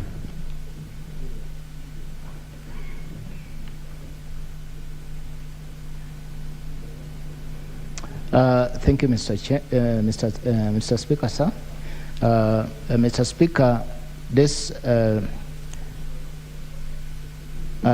Mr. Speaker, the supplementary 2 has been deliberated in this House, Mr. Speaker, and I thank the committee and the members who are here that have, as Mr. Speaker, have deliberated on this bill. I now beg to second.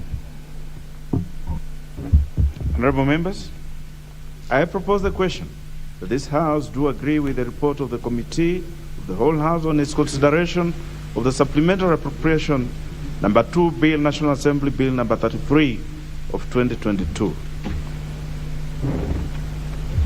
Honorable members, I also direct that this business will be concluded when the matter will be set down on the order paper, probably in the afternoon today.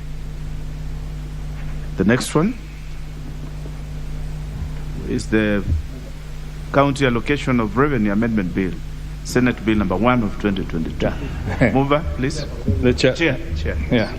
Honorable Speaker, I beg to report that the Committee of the whole House has considered the County Allocation of Revenue Amendment Bill, Senate Bill number 1 of 2022, and approved the same without amendments. The mover. Honorable Speaker, I beg to move that the House do agree with the committee in the said report. I also request Honorable Shinari to second the motion for agreement with the report of the committee of the whole House. The Honorable Shinari. Thank you, Mr. Speaker. As I rise to second the County Allocation of Revenue Bill, Mr. Speaker, allow me to say one or two things, Mr. Speaker. Mr. Speaker, the issue of pending bills, I think, Mr. Speaker, this House and the Senate need to make a deliberate move to make sure that money is going to the counties, as the law says, Mr. Speaker. Pending bills take first charge, Mr. Speaker. Secondly, Mr. Speaker, there are issues of ECD teachers, Mr. Speaker. ECD teachers, we have variation in terms of from one county to the other in terms of salary payment, Mr. Speaker. This is an issue which we need to look at, Mr. Speaker. And as Baba gave his manifesto, he said he'll employ all teachers. I hope these are all teachers will be employed, including ECT teachers, Mr. Speaker, and the salary is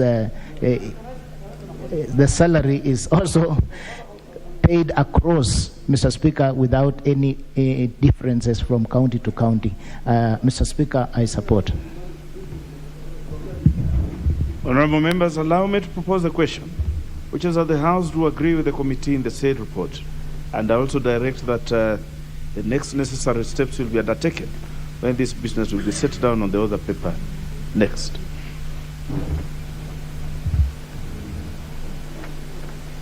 We shall make progress.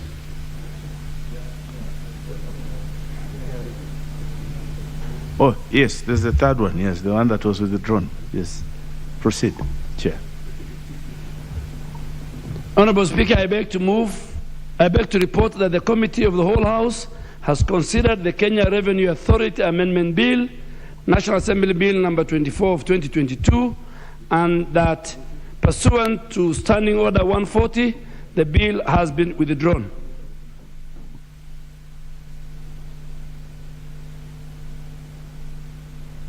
The mover.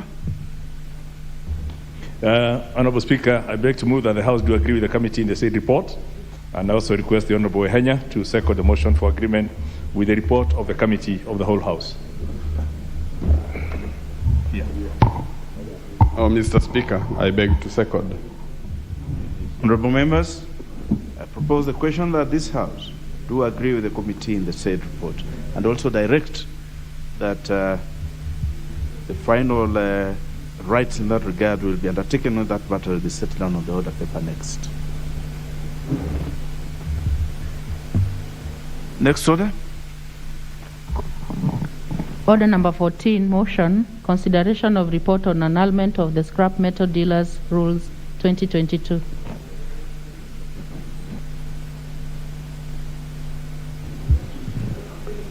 This is from the Chairperson Committee on Delegated Legislation, the Honorable Kamket. Proceed. Thank you, Mr. Speaker. Mr. Speaker, I beg to move that this House adopts the report of the Committee on Delegated Legislation on its consideration of the Scrap Metal Dealers Rules 2022 laid on the table of the House on Wednesday, June 8, 2022, and pursuant to provisions of Section 18 of the Treasury Instruments Act 2013, annuls the Scrap Metal Dealers Rules 2022, published as legal notice number 84 of 2022. Mr. Speaker, sir, the Cabinet Secretary for Industrialization, Trade and Enterprise Development published the Scrap Metal Rules on the 5th of May 2022. The rules were submitted to the Clerk of the National Assembly on 26th of May and tabled on 31st of May. The rules, Mr. Speaker, seek to regulate dealings in scrap metal and provide for licensing of scrap metal dealers as a condition for lifting a moratorium on dealings in scrap metals issued on 20th January 2022. Mr. Speaker, sir, the committee examined the Scrap Metal Rules 2022 against the Constitution, the Interpretation and General Provisions Act, Scrap Metal Act 2015, as well as the Statutory Instruments Act. Scrutiny, Mr. Speaker, was undertaken following publication of the rules. Having examined the Constitution, Mr. Speaker, sir, and the other laws, the committee made the following observations. Number one, Mr. Speaker, the rules were tabled in Parliament outside the statutory timelines contemplated under Section 11(1) of the Statutory Instruments Act. Furthermore, the rules were published in the Gazette on 5th of May, laid on the table of the House 31st of May, being the 9th sitting day since publications, hence out of the statutory timeline contemplated under Section 11(1) of the Statutory Instruments Act. Number two, Mr. Speaker, sir, Part 2 of the rules contain provisions on the Council, including nomination and qualification of appointment as the chairperson and council members, which is ultra vires, Mr. Speaker, Part 2 of the Scrap Metals Act, which properly deals with the matters relating to the council, and therefore this is contrary also to Section 13A of the Statutory Instruments Act 2013. The explanatory memorandum, Mr. Speaker, sir, submitted indicates that the ministry subjected the rules to public participation and sought for comments from various stakeholders. But the memorandum fails to give evidence, Mr. Speaker, sir. There was no evidence of the consultation. And we know, Mr. Speaker, how important public participation is in matters such as this. Therefore, Mr. Speaker, sir, on the matter of the regulatory impact statement,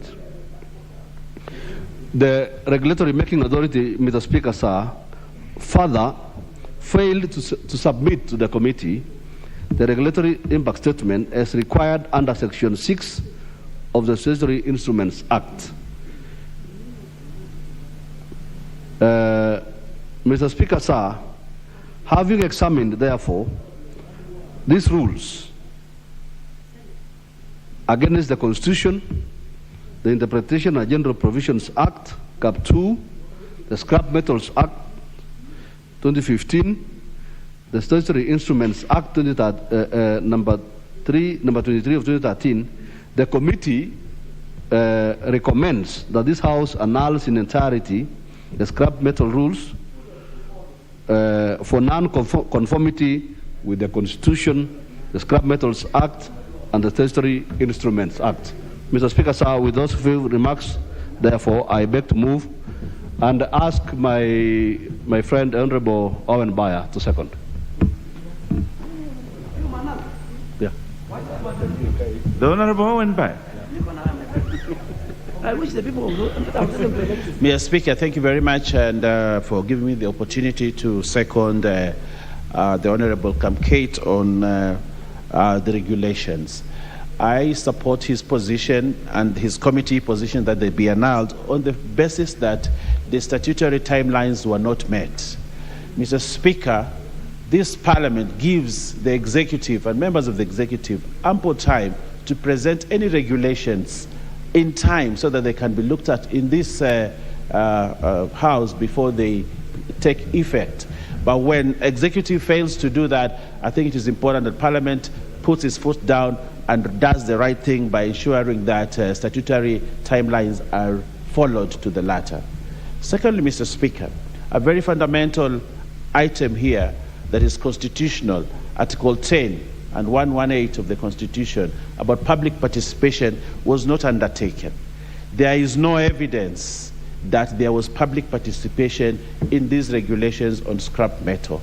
And therefore, in the light of that, in the absence of proper public participation by dealers and other stakeholders, therefore it is right that this Parliament says the law must be followed by the executive, and whoever has the law and role to make regulation in this country follows that. Lastly, Mr. Speaker, we need to know what is the impact, what are the socio-economic impact of the regulations as they pass. The scrap metal dealer, the scrap metal in this country contributes significantly to the economic activities of this country. And when we want to control it, we must control it when we know we have a good assessment of the social and economic impact of the same. That has not been provided. We would like to have a scrap metal a portfolio that works for the country, but also under certain regulations that we are aware these regulations are going to spur economic growth in this country. With those many remarks, Mr. Speaker, I want to second the Honorable Kamkate and second the annulment of these regulations by this House. Mr. Speaker, I thank you. In its entirety, I thank you.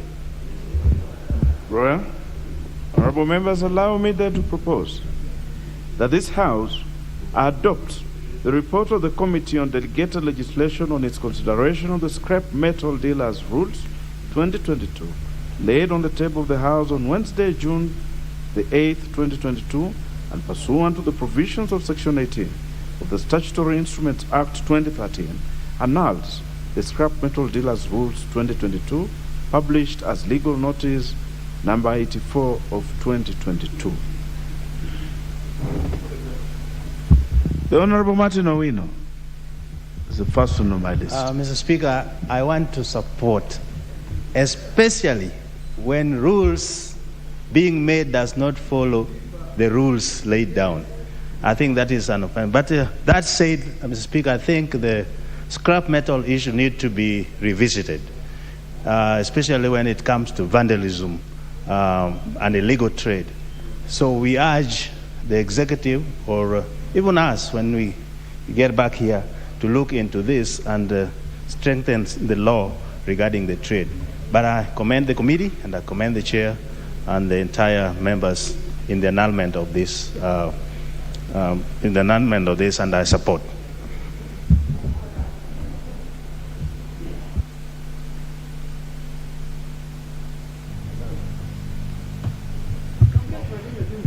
Thank you very much, Mr. Speaker.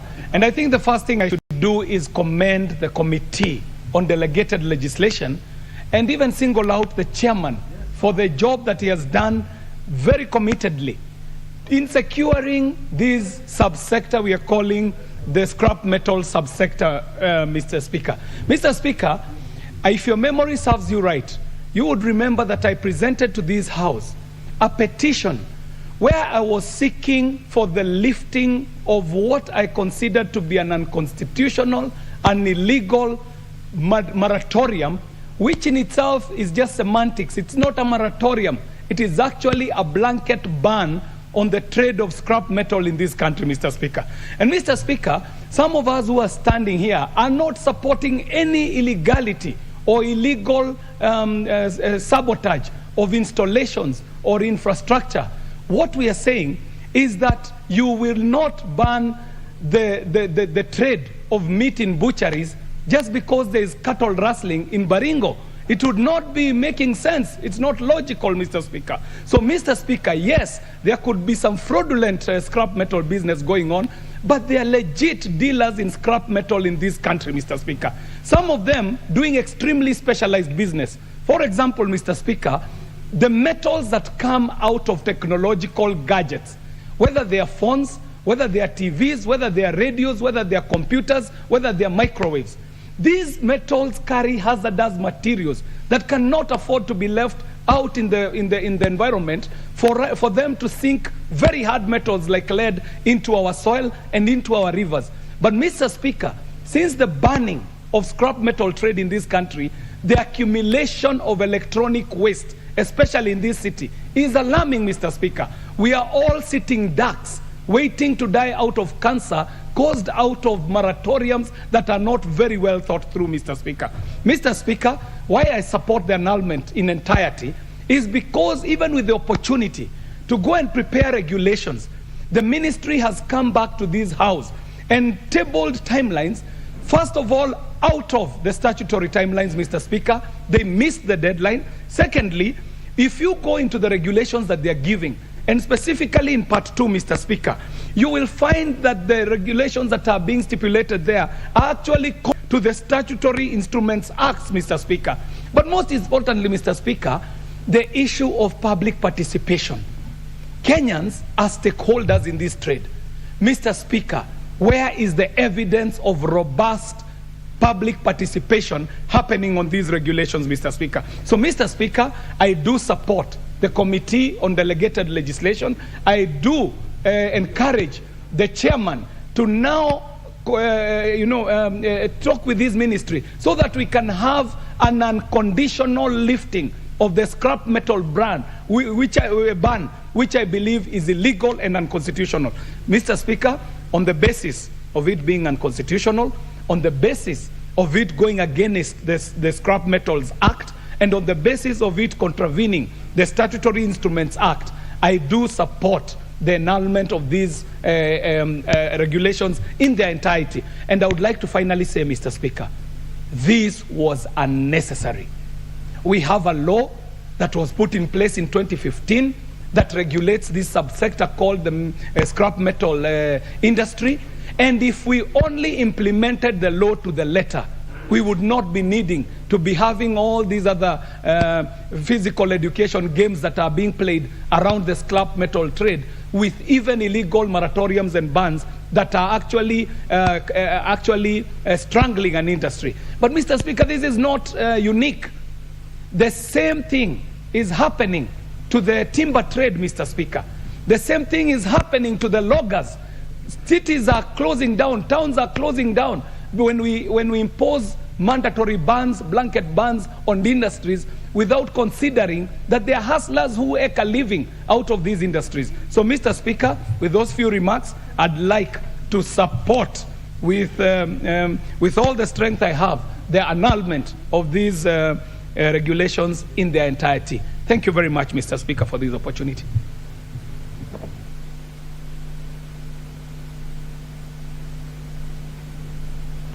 The Honorable Kiari, this expression, this physical education games, is that proper English, or this is a direct translation of this new language that is emerging in this country? That is part of it. I believe so. The Honorable Nasir, member from Vita. Thank you very much, Mr. Speaker. I wish to, first of all, congratulate the Committee on Delegated Legislation, they did the right and honorable thing. And by refusing this particular regulations, first of all, they were brought here time-barred. This House is setting a record that you'll not just come here and use Parliament as a rubber stamp. And by the way, Mr. Speaker, I want this to go out to other, 1, state corporation, 2, ministries, that if they break the law, and in other instances, Mr. Speaker, in other instances, there have been instances where they pass regulations, those regulations do not necessarily come to Parliament, and they're gazetted, and they have a financial impact on them. That means fees, levies that they are charging. We need to have proper systems in place, and this is what it is that we intend to achieve in this country. But more so, I wish to speak first of all on behalf of the people of Mombasa. We have quite a number of jua kali sheds, Mr. Speaker, and I recall where I come from in Mvita constituency, we have a very, very beautiful jua kali shed that we built on behalf of the jua kali sector who are there. The jua kali sector contributes a significant amount. As a matter of fact, the white-collar jobs, the people who have been employed to go to the office from 8 to 5 or to go to work during certain shifts are a very, very small percentage compared to those who are fending themselves on a day-to-day. Now, with just someone's stroke of the pen, you're asking thousands of lives. Now, it is important. Yes, we do have people who are bad and they are spoiling the whole industry. Yes, we do have people who went and vandalized transformers. Yes, we have people who are vandalizing manhole covers from where I come from in Mombasa. But then let's put punitive clauses in such a way that if you're caught with those manhole covers or the transformers or anything else, then there is a proper punitive clause. But then to go and say that we're closing a whole industry, and even without following the right participation, is wrong, Mr. Speaker. It is totally wrong. So you can imagine the reason why the Constitution of Kenya, the way the wording was set up and how we have been enacted, the kind of democracy that we have, is that sovereign power belongs to the people. Now, that power has only been delegated to us, all of us here. And that is the reason why such kind of legislation, when it comes in through gazette notices, have to pass through this House so that the voice of the people can be able to be heard and be debated as well. So I want to congratulate. And I just want to give this as a warning, Mr. Speaker, because some of these heads think that they can be able to do anything that they want. I want to give a warning because it is going to be a huge audit matter, and it will be on your neck if you decide to pass things unconstitutionally without them passing through this very House. And this House today, on its last day, is putting its foot down that they are going to be more firm than just being able to be told to rubber stamp. Thank you very much, Mr. Speaker.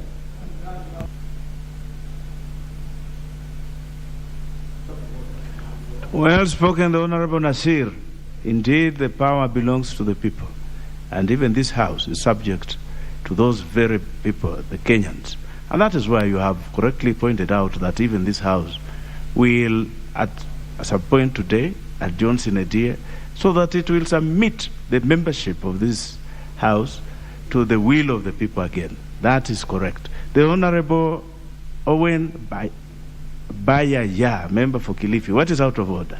Thank you very much. Raising on Standing Order 95, Mr. Speaker, I think we've had enough discussion on this matter. The Honorable Bayaya. The Honorable Bayaya, you are out of order. I want to make I've called at Standing Order 95, Mr. Speaker. No, you're out of order. Looking at the quorum. No, return to your seat. Return to your seat. Return to your seat. Yes, the Honorable Baya, you know very well that that particular line, it became unavailable to you when you contributed, and now you do not want to, the Honorable Nzengu, to also contribute, and whom I'm giving this opportunity to contribute. The Honorable Nzengu, proceed. Thank you, Mr. Speaker. I rise to support the report by the delegated Committee on Delegated Legislation for annulment of those rules for scrap metal. And Mr. Speaker, I want to support the members who have contributed to this report based on the fact that the ban on scrap metal was ill-informed, and it has caused untold suffering for many people, ranging from industries to individuals who collect scrap metals at my village. And now that has been their source of livelihood, and today they are not able to even put food on the table. It has also affected the industries that depend on scrap metal for manufacturers of various steel products, and that has resulted to losses of jobs. Mr. Speaker, I think that decision was hasty. It was reached on no consultation, and it was reactionary. The fact that some people who have been involved in smuggling scrap metal from important installations of the government does not make it that every Kenyan who depend on scrap metal must suffer.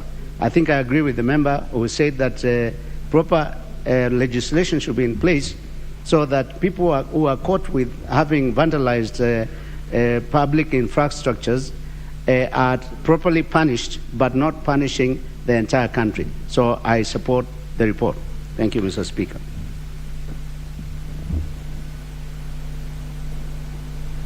Very well. Honorable members, allow me to recognize in the Speaker's gallery the presence of our daughters from Chania Girls High School, Thika West Constituency, Kiambu County. They are welcome to observe the proceedings of the House, and we wish them God's blessings in their studies. We will now have a contribution from the Honorable Duale Aden, member for Garissa Township. Mr. Speaker, let me thank the chair of delegated legislation on not only on this matter, but on a number of regulations that I think he has served it diligently in terms of procedure. And Mr. Speaker, the essence of the formation of delegated legislation in dealing with matters of statutory instruments, regulations that are brought to this House, is basically legal. Do they comply with the law? So the committee will look at regulations not on the basis of anything else. They will look at the regulations whether they comply with the Statutory Instrument Act number 23 of 2013. And on the face of it, they have annulled this instrument because this instrument, if you look at section 11, subsection 1 of the Statutory Instrument Act number 23 of 2013, which I had an opportunity in the legislation of that act, the rules of this scrap metal, what is called the Scrap Metal Dealers Rules 2022, legal notice number 84 of 2022, was published in the Gazette notice number 84 of 2022 on the 5th of May 2022, and were laid on the table of the House on 31st of May 2022. Now, that being the 9th sitting day since they were published, that itself gives this House and the committee that that Gazette notice did not comply with the statutory timelines provided or contemplated under section 11, subsection 1 of the Statutory Instrument Act of 2013. On the basis of that, the committee, in fact, did not even deliberate it. Because if you are told to bring tea, or the speaker is supposed, for example, let me use, if the speaker is supposed to start the proceedings of the House at 2:30, in accordance with our standing orders, the Speaker of the National Assembly cannot begin the proceedings at 3:30. It's as simple as that. Secondly, Mr. Speaker, Section 11, subsection 4 of the Act stipulates, and I want to read for those who are watching us and who are in his house. If a copy of a statutory instrument that is required to be laid before the relevant House of Parliament is not so laid in accordance with this section, the statutory instrument shall cease to have effect immediately after the last day for it to be laid, but without any prejudice. Mr. Speaker, during my tenure as the leader of majority, and I really want my brother Amos Kimunya to rein in on government. During my tenure, I was not even allowing them to table. Once the legal team of the National Assembly tell me these people have violated the timelines, I will not table it. So even the tabling of it was wrong. Because why do you table when they have not conformed to the timelines? Mr. Speaker, and I really want this House, today is the last day. Mr. Speaker, this House, under my leadership, as a leader of majority, that my signature, passed the Scrap Metal Act, gives the minister powers, talks about exports, and then somebody somewhere goes on the streets and says that is null and void. In fact, there is a law existing. Mr. Speaker, don't kill small people, the hustlers who are making their lives easy, paying school fees. You saw the other day when somebody wants to scrap and stop the burning of Mitumba. Scrap metal is being fought because there are big people in government and private sector who want to establish steel manufacturing factories. You want to have few and create millions in poverty, Mr. Speaker. You're fighting Mitumba. You're fighting scrap metal. You are denying the people.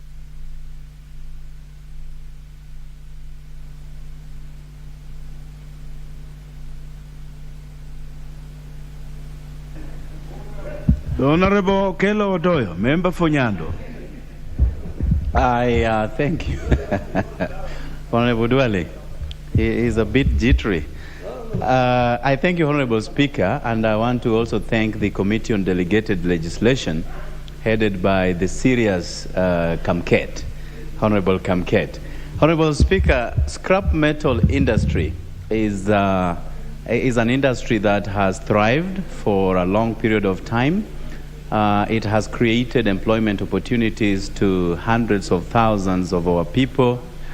And what we can do, instead of killing this industry, which has been done by the current government, is to ensure that we put enough measures to enable this business to thrive. And when it thrives, our people thrive. And Honorable Speaker, the unilateral decision that was employed by the government to apply brakes on this business was insensitive, was uncalled for, unwarranted, and should not be allowed to see light of the day. And that is why this piece of document that has been presented by the committee is timely. Otherwise, you never know how governments operate. You may have another government that will be as insensitive as to the one that closed the business of those dealing with scrap metal, Honorable Speaker. Whereas we acknowledge that these opportunities exist, we must also take cognizance of the fact that we must be responsible. And that feeds into the responsibility that must be bestowed on those who carry out this business, Honorable Speaker. I reckon that we have professional bodies that have managed to self-regulate, and by self-regulating, it gives the government no reason to put its ugly head on the affairs of any profession, Honorable Speaker. So this therefore means that those who do this business must rise above board, must protect the interest of the business, must ensure that the clandestine damages of installations in the name of perpetuating a business must stop. The government did not just wake up and applied brakes on the business. It was informed by activities that were irregular, that were illegal, and were unacceptable. That is why the government did what they did. And therefore, when we ask them to self-regulate, that means the road signages, which are constantly destroyed by the business community under this subset, Honorable Speaker, must stop. We need those signages. We need metals that prevent accidents on the roads, especially along the Rift Valley. Those metals have been juicy to the scrap metal dealers, Honorable Speaker. Therefore, they have to also go an extra mile to protect this business by not engaging in things that may make the government stop this kind of business, Honorable Speaker. And therefore, I support the report by the delegated legislation, Honorable Speaker, and I thank you for the opportunity.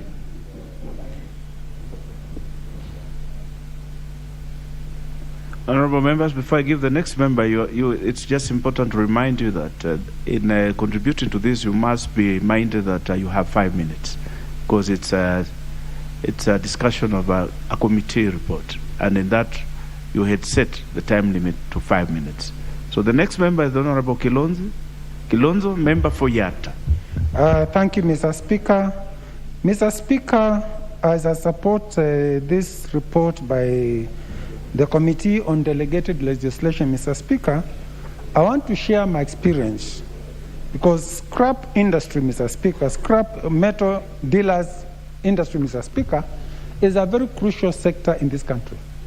But, Mr. Speaker, my personal experience within my constituency and even within the county, Mr. Speaker, this is one of the hated sector within the county.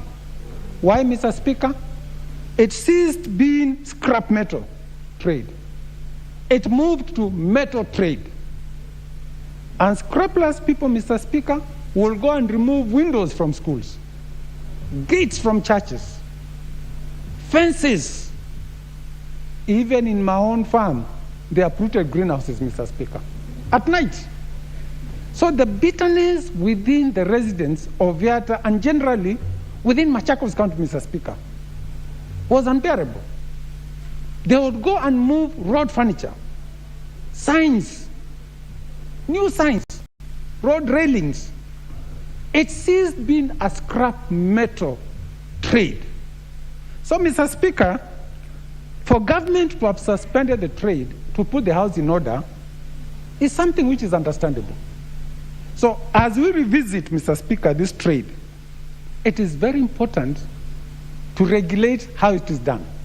And the rules, Mr. Speaker, must be very specific.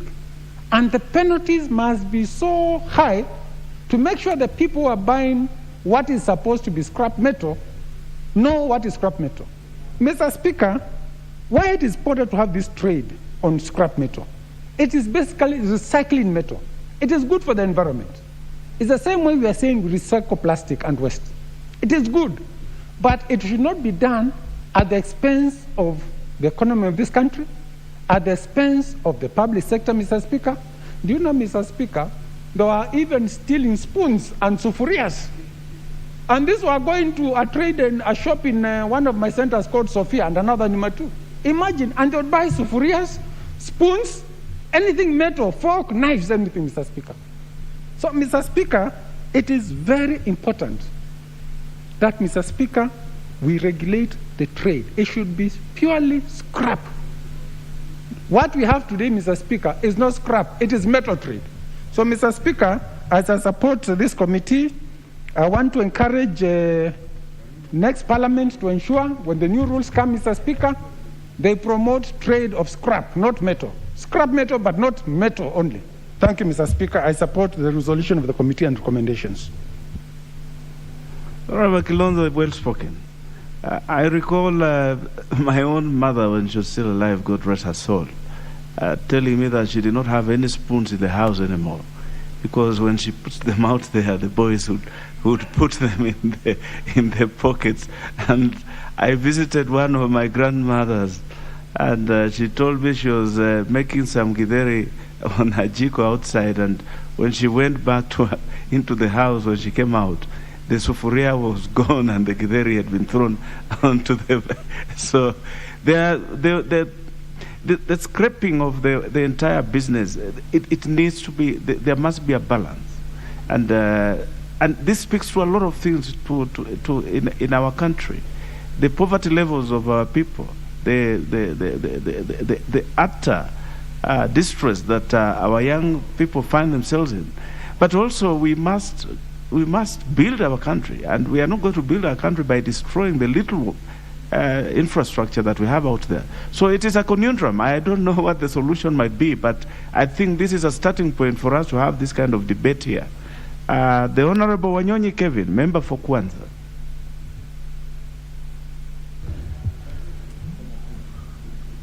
You protected me from my neighbor here. He's bringing something else. Mr. Speaker, thank you very much for the opportunity. I want to agree with the committee on whatever they've come up with. Mr. Speaker, I think what we are lacking here is stiff regulation to regulate this particular industry. As you know, this is an industry that actually employ a lot of the youth. We have people who have degrees in engineering, what have you, and there's no other startup kids. They have that problem. We have that problem in this country. We have a problem of unemployment which is coming up every year, every time. Students live like the ones sitting here, they're living. They'll be living maybe. I don't want to discourage them. But you find that there is no work, there's no opportunity.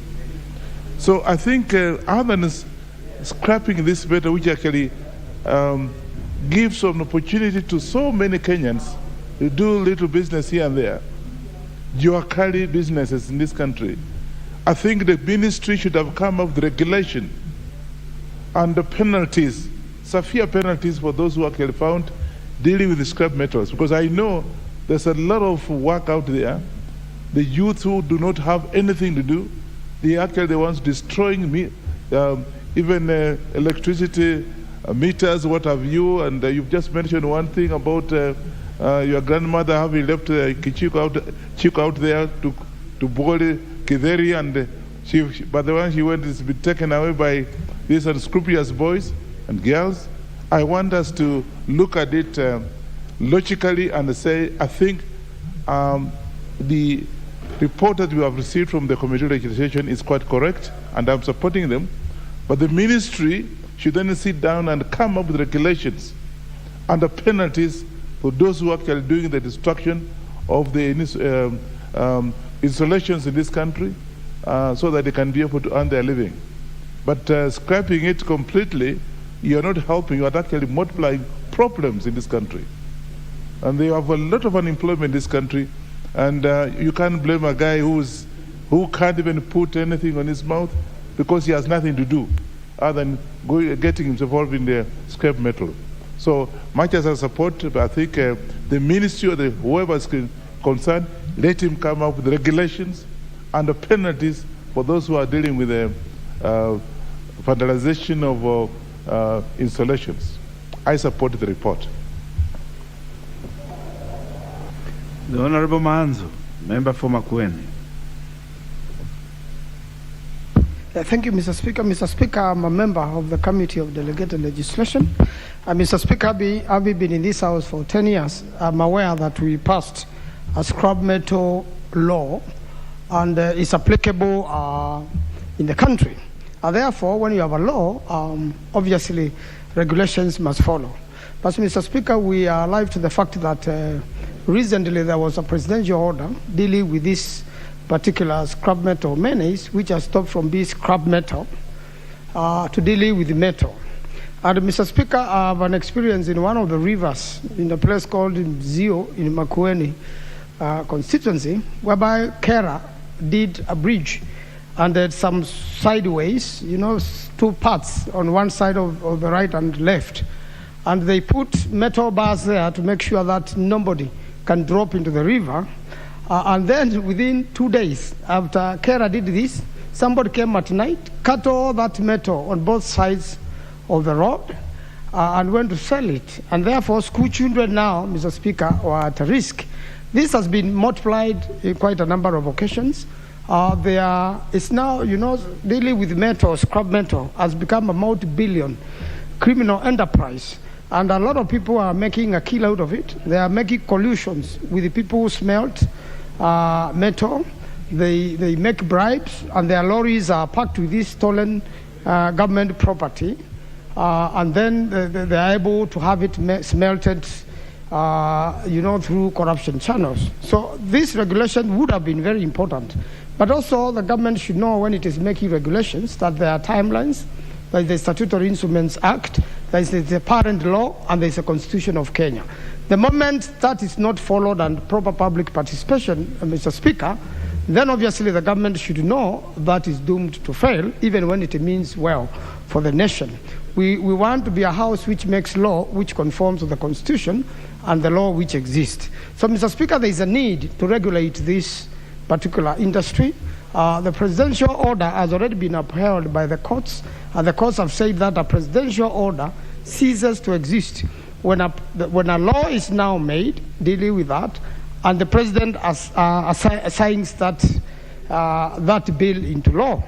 Therefore, I believe the presidential order to keep status quo suffices, and it is still serving Kenyans in this particular matter. But on the side of the people, Mr. Speaker, there needs to be a protection of the well-meaning Kenyans who truly make a living out of scrap metal, and the well-meaning Kenyans who are collecting all this metal which is rusting all over the country and selling it and making it useful to the country. We must have a system of making sure those who are not dealing with scrap metal but dealing with metal are properly dealt with, Mr. Speaker.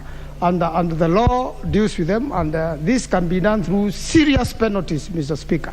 The only penalties available now, Mr. Speaker, if somebody is caught transporting illegal metal or metal which is not scrap metal, heavy bribes to the police.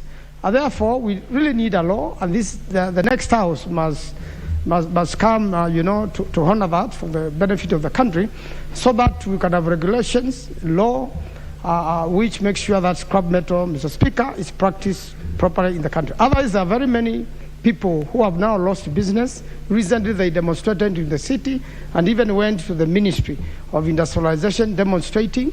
That means there has not been proper public participation. It should happen.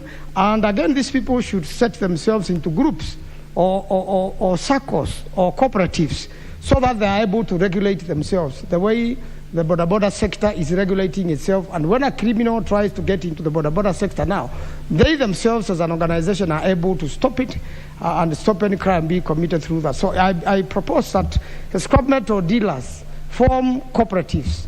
And I believe if they do that, they will be able to regulate themselves even before the government regulates them. I thank you, Mr. Speaker. The Honorable Mizigi Munene, member for Taita Taveta. Well, I want to thank you, Mr. Speaker, for also giving me the opportunity to also contribute. And Mr. Speaker, from the onset, I want to start by, I want to support and I also commend the committee for this very job well done. Mr. Speaker, I want to say that when the ban of scrap metal was imposed, it left so many families with no food on the table. And saying that, I want to also say that this business at some point also it was announced, it became a nuisance to the community because it turned from scrap metal to metal business. Personally, I have an experience because there was a time my Jiko was stolen and you know, I was preparing to, I had visitors and I was lighting my Jiko, it was outside, and when I went for it, it was not there. I wanted to prepare food and I got really annoyed. But all in all, we cannot say that we are going to scrap it because so many people depend on it, so many hustlers who are making a living out of this business, and therefore what it needs is to be regulated. It needs proper regulation, and therefore I support this. And I also want to say that public participation has to be done, good public participation for this, for the law to be put in place and for this business to proceed. Thank you, Mr. Speaker, for the opportunity.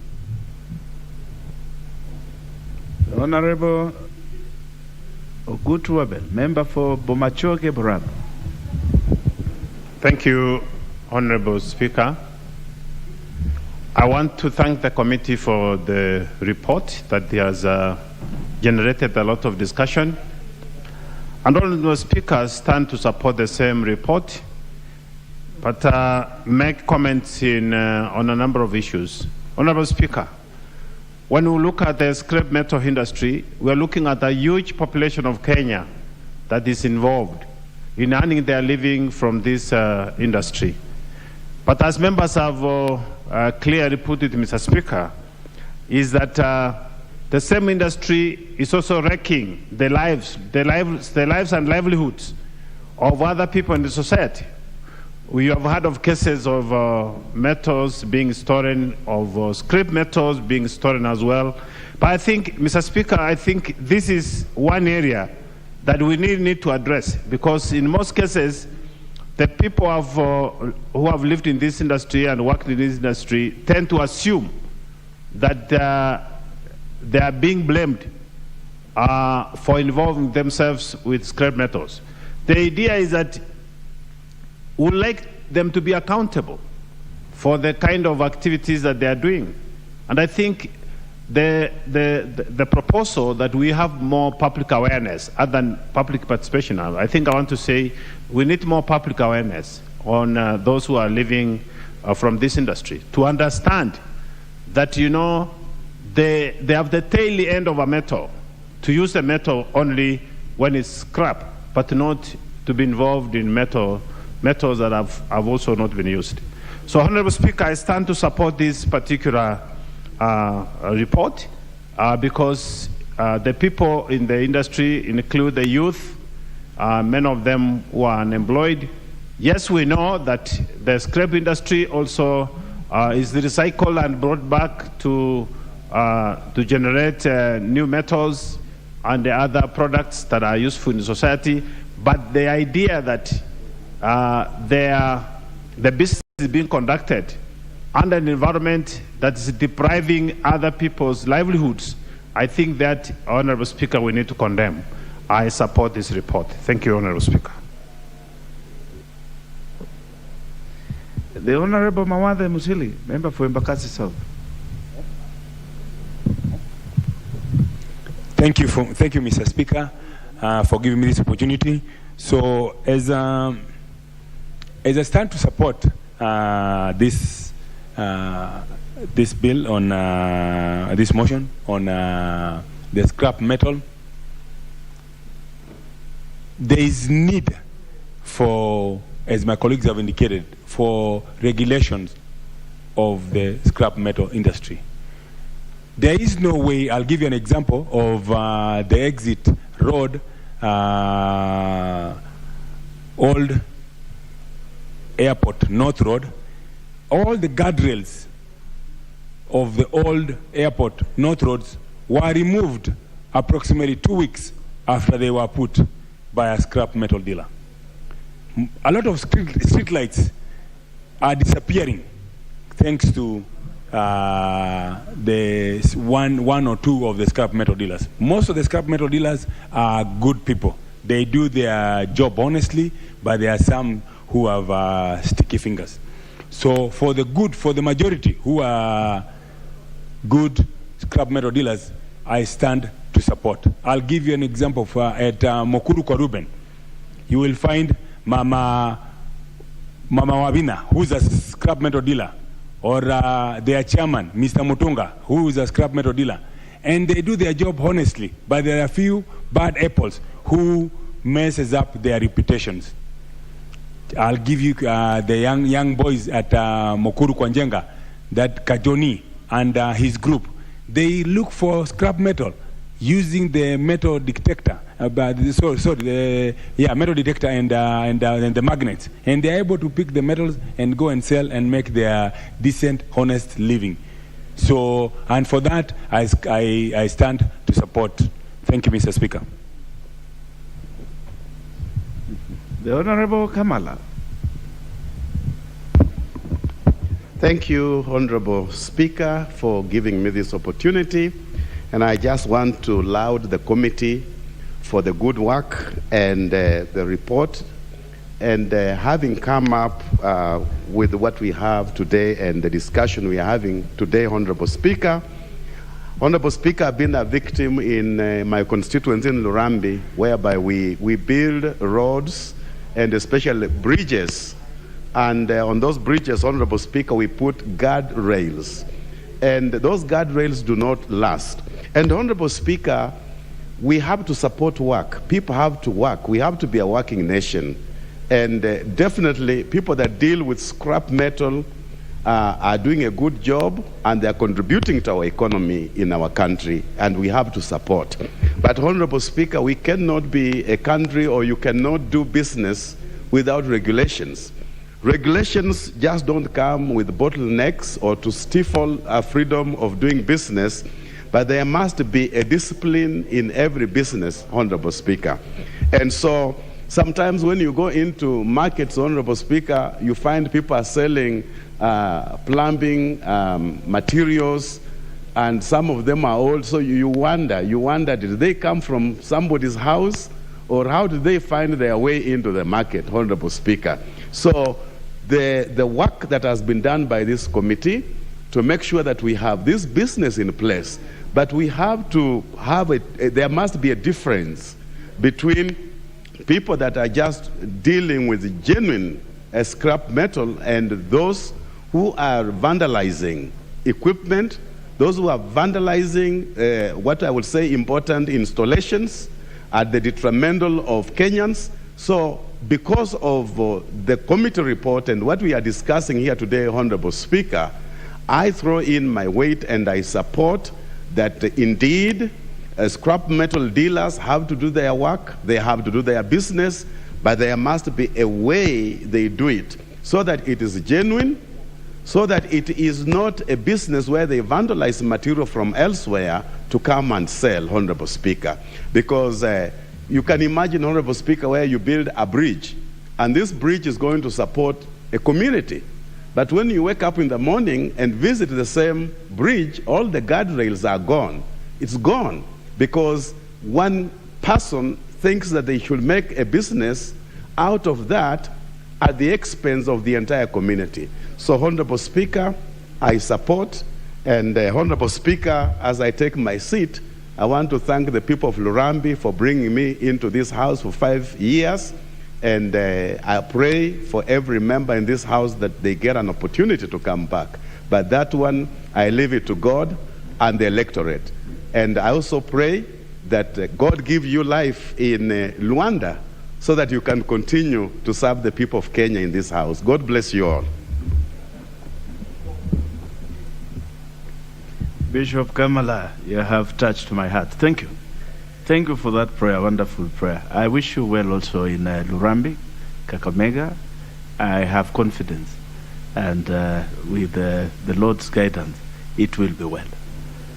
The Honorable Mwali Ombithi, member for Masinga. Thank you, Mr. Speaker, for giving me this opportunity to be able to contribute to this report of Committee of Delegated Legislation on the report of the consideration of the scrap metal dealers' rules. While it is a good business to be able to earn a living, especially in these times that there is no employment and the government is not even employing, this business is very lucrative and the people earn a lot of money out of it. But now it looks as if it has gone out of hands. In fact, in one of the committees that I am a member, Committee of Implementation, the case of the scrap metal was brought to our committee, and we dealt with it, and we concluded, and they were able to be licensed.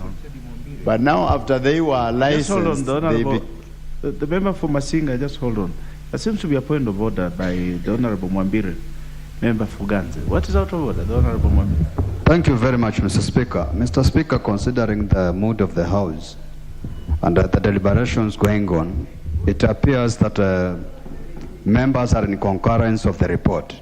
So I stand under Order 95 to call the mover to respond so that we can move to another. Is it the mood of the House? Is it the mood? Will those who are of the opinion that we should call the mover to reply say aye? And those with the contrary opinion say nay.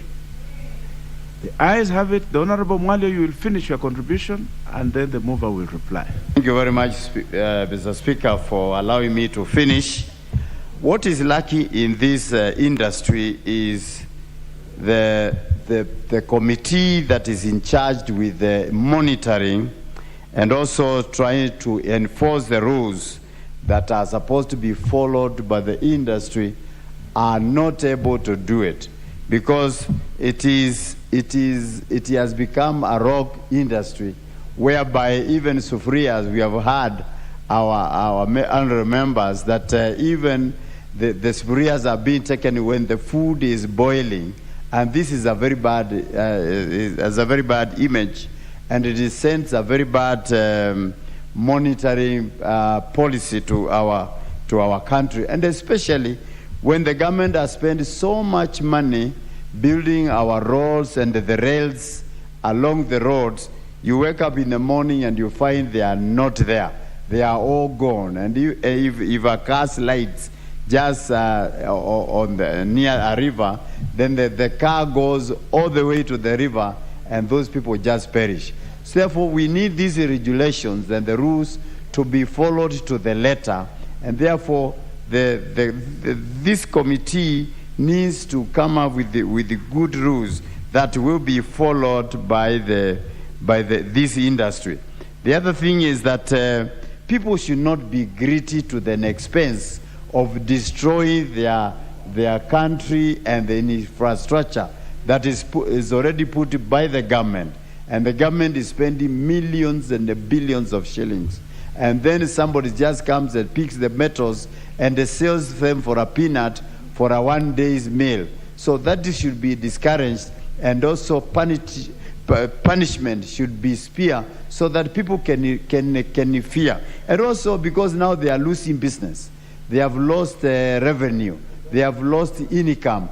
That should be a learning point that they should be having some decorum in the business of the scrap metal. And therefore, we don't want to punish them up to the end. But if the regulations are followed, then the business is a good business, and also people will be earning their living in a nice way, and they will not be able to destroy anything that the government is also putting up. So with those few remarks, I support the committee, and I pray that it shall continue doing their work.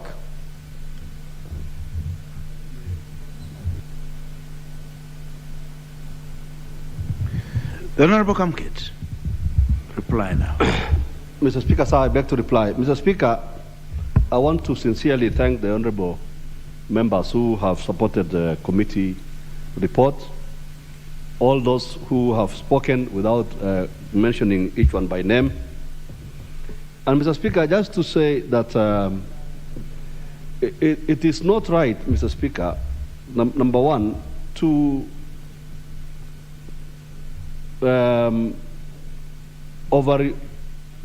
be over enthusiastic in responding to a problem.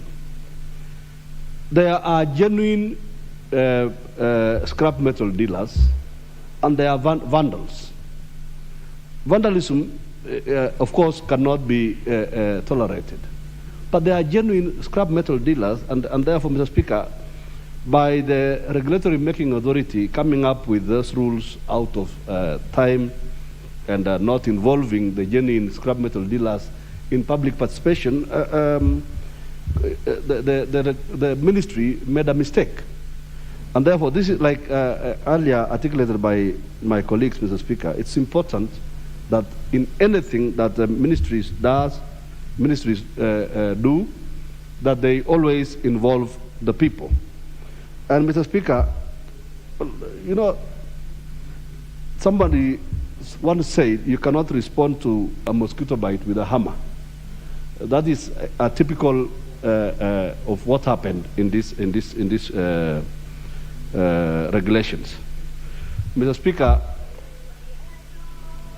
if I may give an example of what the Minister for Interior made yesterday in my constituency.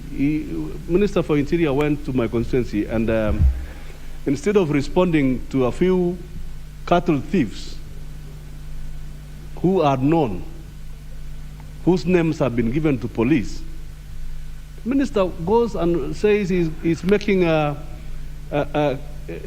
issuing a curfew orders on the entire constituency. You wonder whether the minister has really taken this into consideration, knowing that we are in the period of campaigns. So, Mr. Speaker, some of these curfew orders that the minister makes must be regulated. And one of the reasons why this committee was created is to look into the excesses of the executive. So, anyway, Mr. Speaker, sir, I beg to reply.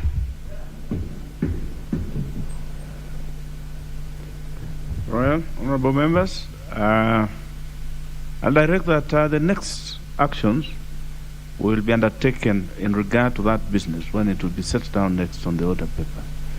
I direct that we move on to the next business on the order paper.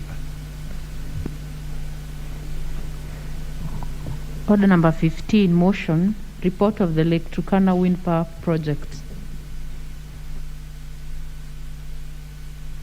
The Honorable Nasir, I believe you're the chair of this one. You may move your report. Thank you. Mr. Speaker, I'd like to move this report with the hope that we can be able to finalize it by today morning. Mr. Speaker, this is a very intriguing report that this committee did. In fact, it is going to be my last special audit report that I'm moving. Mr. Speaker, one, the Lake Turkana Wind Power Project was a very, very beautiful and a very feasible project that it is actually one of the largest public-private partnership that this country has had. Initially, when this was conceptualized, the company that was meant to do this was meant to do the line together with the power stations. Then up came along that instead of us doing that, let us do the line separately with the birth of Ketraco. Now, as per usual, all over the world, renewable energy has it that if that company has already finished their part and you're not ready to collect that power, then you have to pay what is deemed generated energy. Honorable Nasir, just move fast, eh? Yes. It's, you need to look at the order paper, the way it is, so that you move. You need to say that this House adopts the way it is there. Then you can say the Thank you very much. Mr. Speaker, I beg that this House adopts this particular, I move that this report be adopted.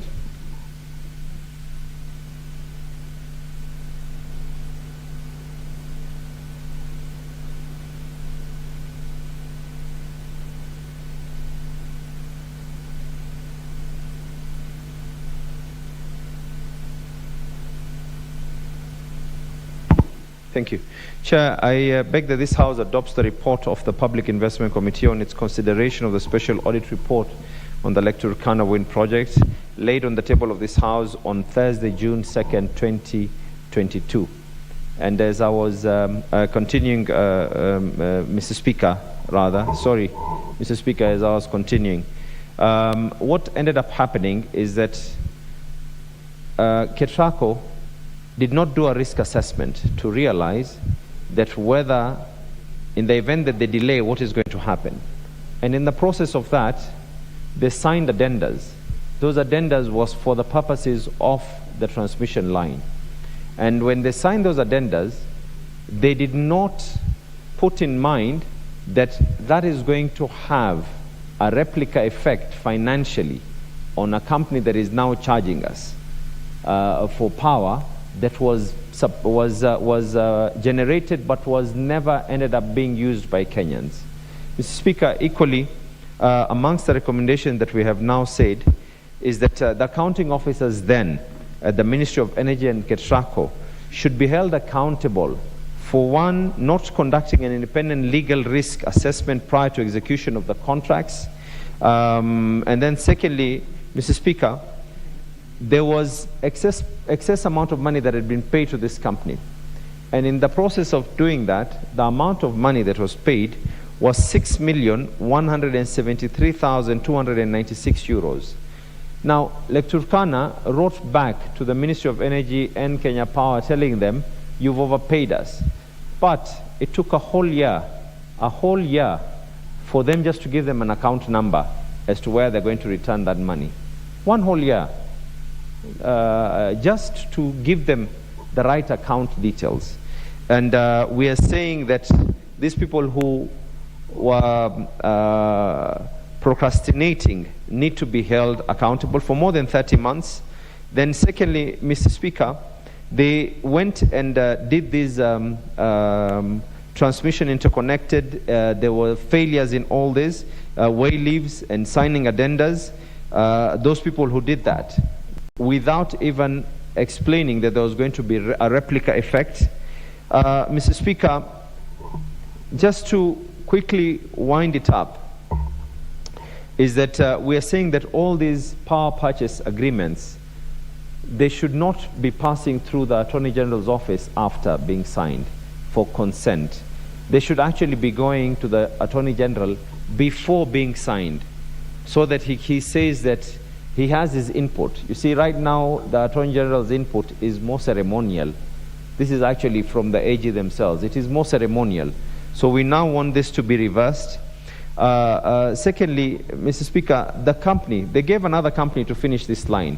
What is unfortunate, this company called Nari Group Corporation and Power China Guangzhou actually did an excellent job. They finished this work before the time limit. They finished it before the time limit. And until today, the company that finished the work, that saved us that deemed generated, and they finished it in time. They not only finished it, they signed a clause saying that if we don't finish this in time, we are the ones who will take responsibility for that deemed generated.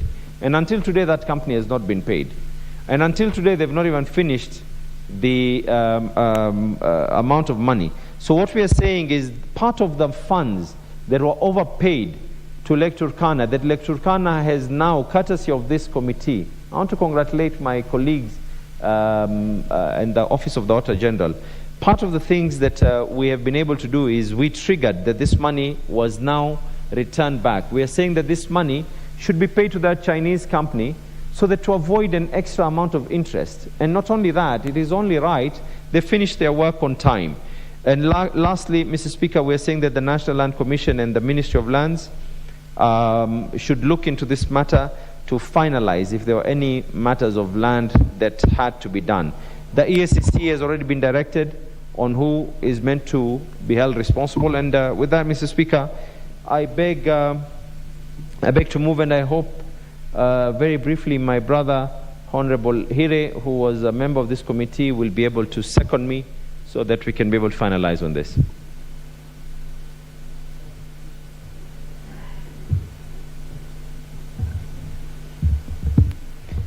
Thank you, Mr. Speaker. Mr. Speaker, as I stand to second this report, I just want to make a few brief comments on the report. Mr. Speaker, basically, the Lake Turkana wind power had two components, the power plant and the transmission line. Where we had issues was the delay in the construction of the transmission line, and the problem was it was awarded to a company that didn't have the capacity. It delayed, this company called Isolax delayed, and eventually it even filed for insolvency, and then we got another company. So basically, what happened was this energy, this power from the power plant at Turkana was idle. So the company that constructed the power plant ended up now charging us, dim generated energy, which essentially was to be evacuated from the power plant to the distribution places.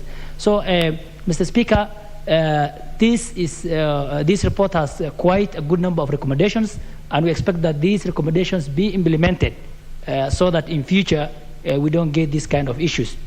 And as I sit down, Mr. Speaker, I want to congratulate my chairman, the chairman of the Public Investment Committee. He has shown us great leadership for the past 5 years, and I honestly believe and I honestly think that he deserves to be the governor of the great county of Mombasa. I want to request the great people of Mombasa County to give the chance to Al-Samad Sharif. He has been a great leader. He has shown some good leadership, and actually he has shown, if you look at the PIC reports, through our recommendations and through his leadership, Mr. Speaker, we have saved these countries billions of shillings. Thank you very much.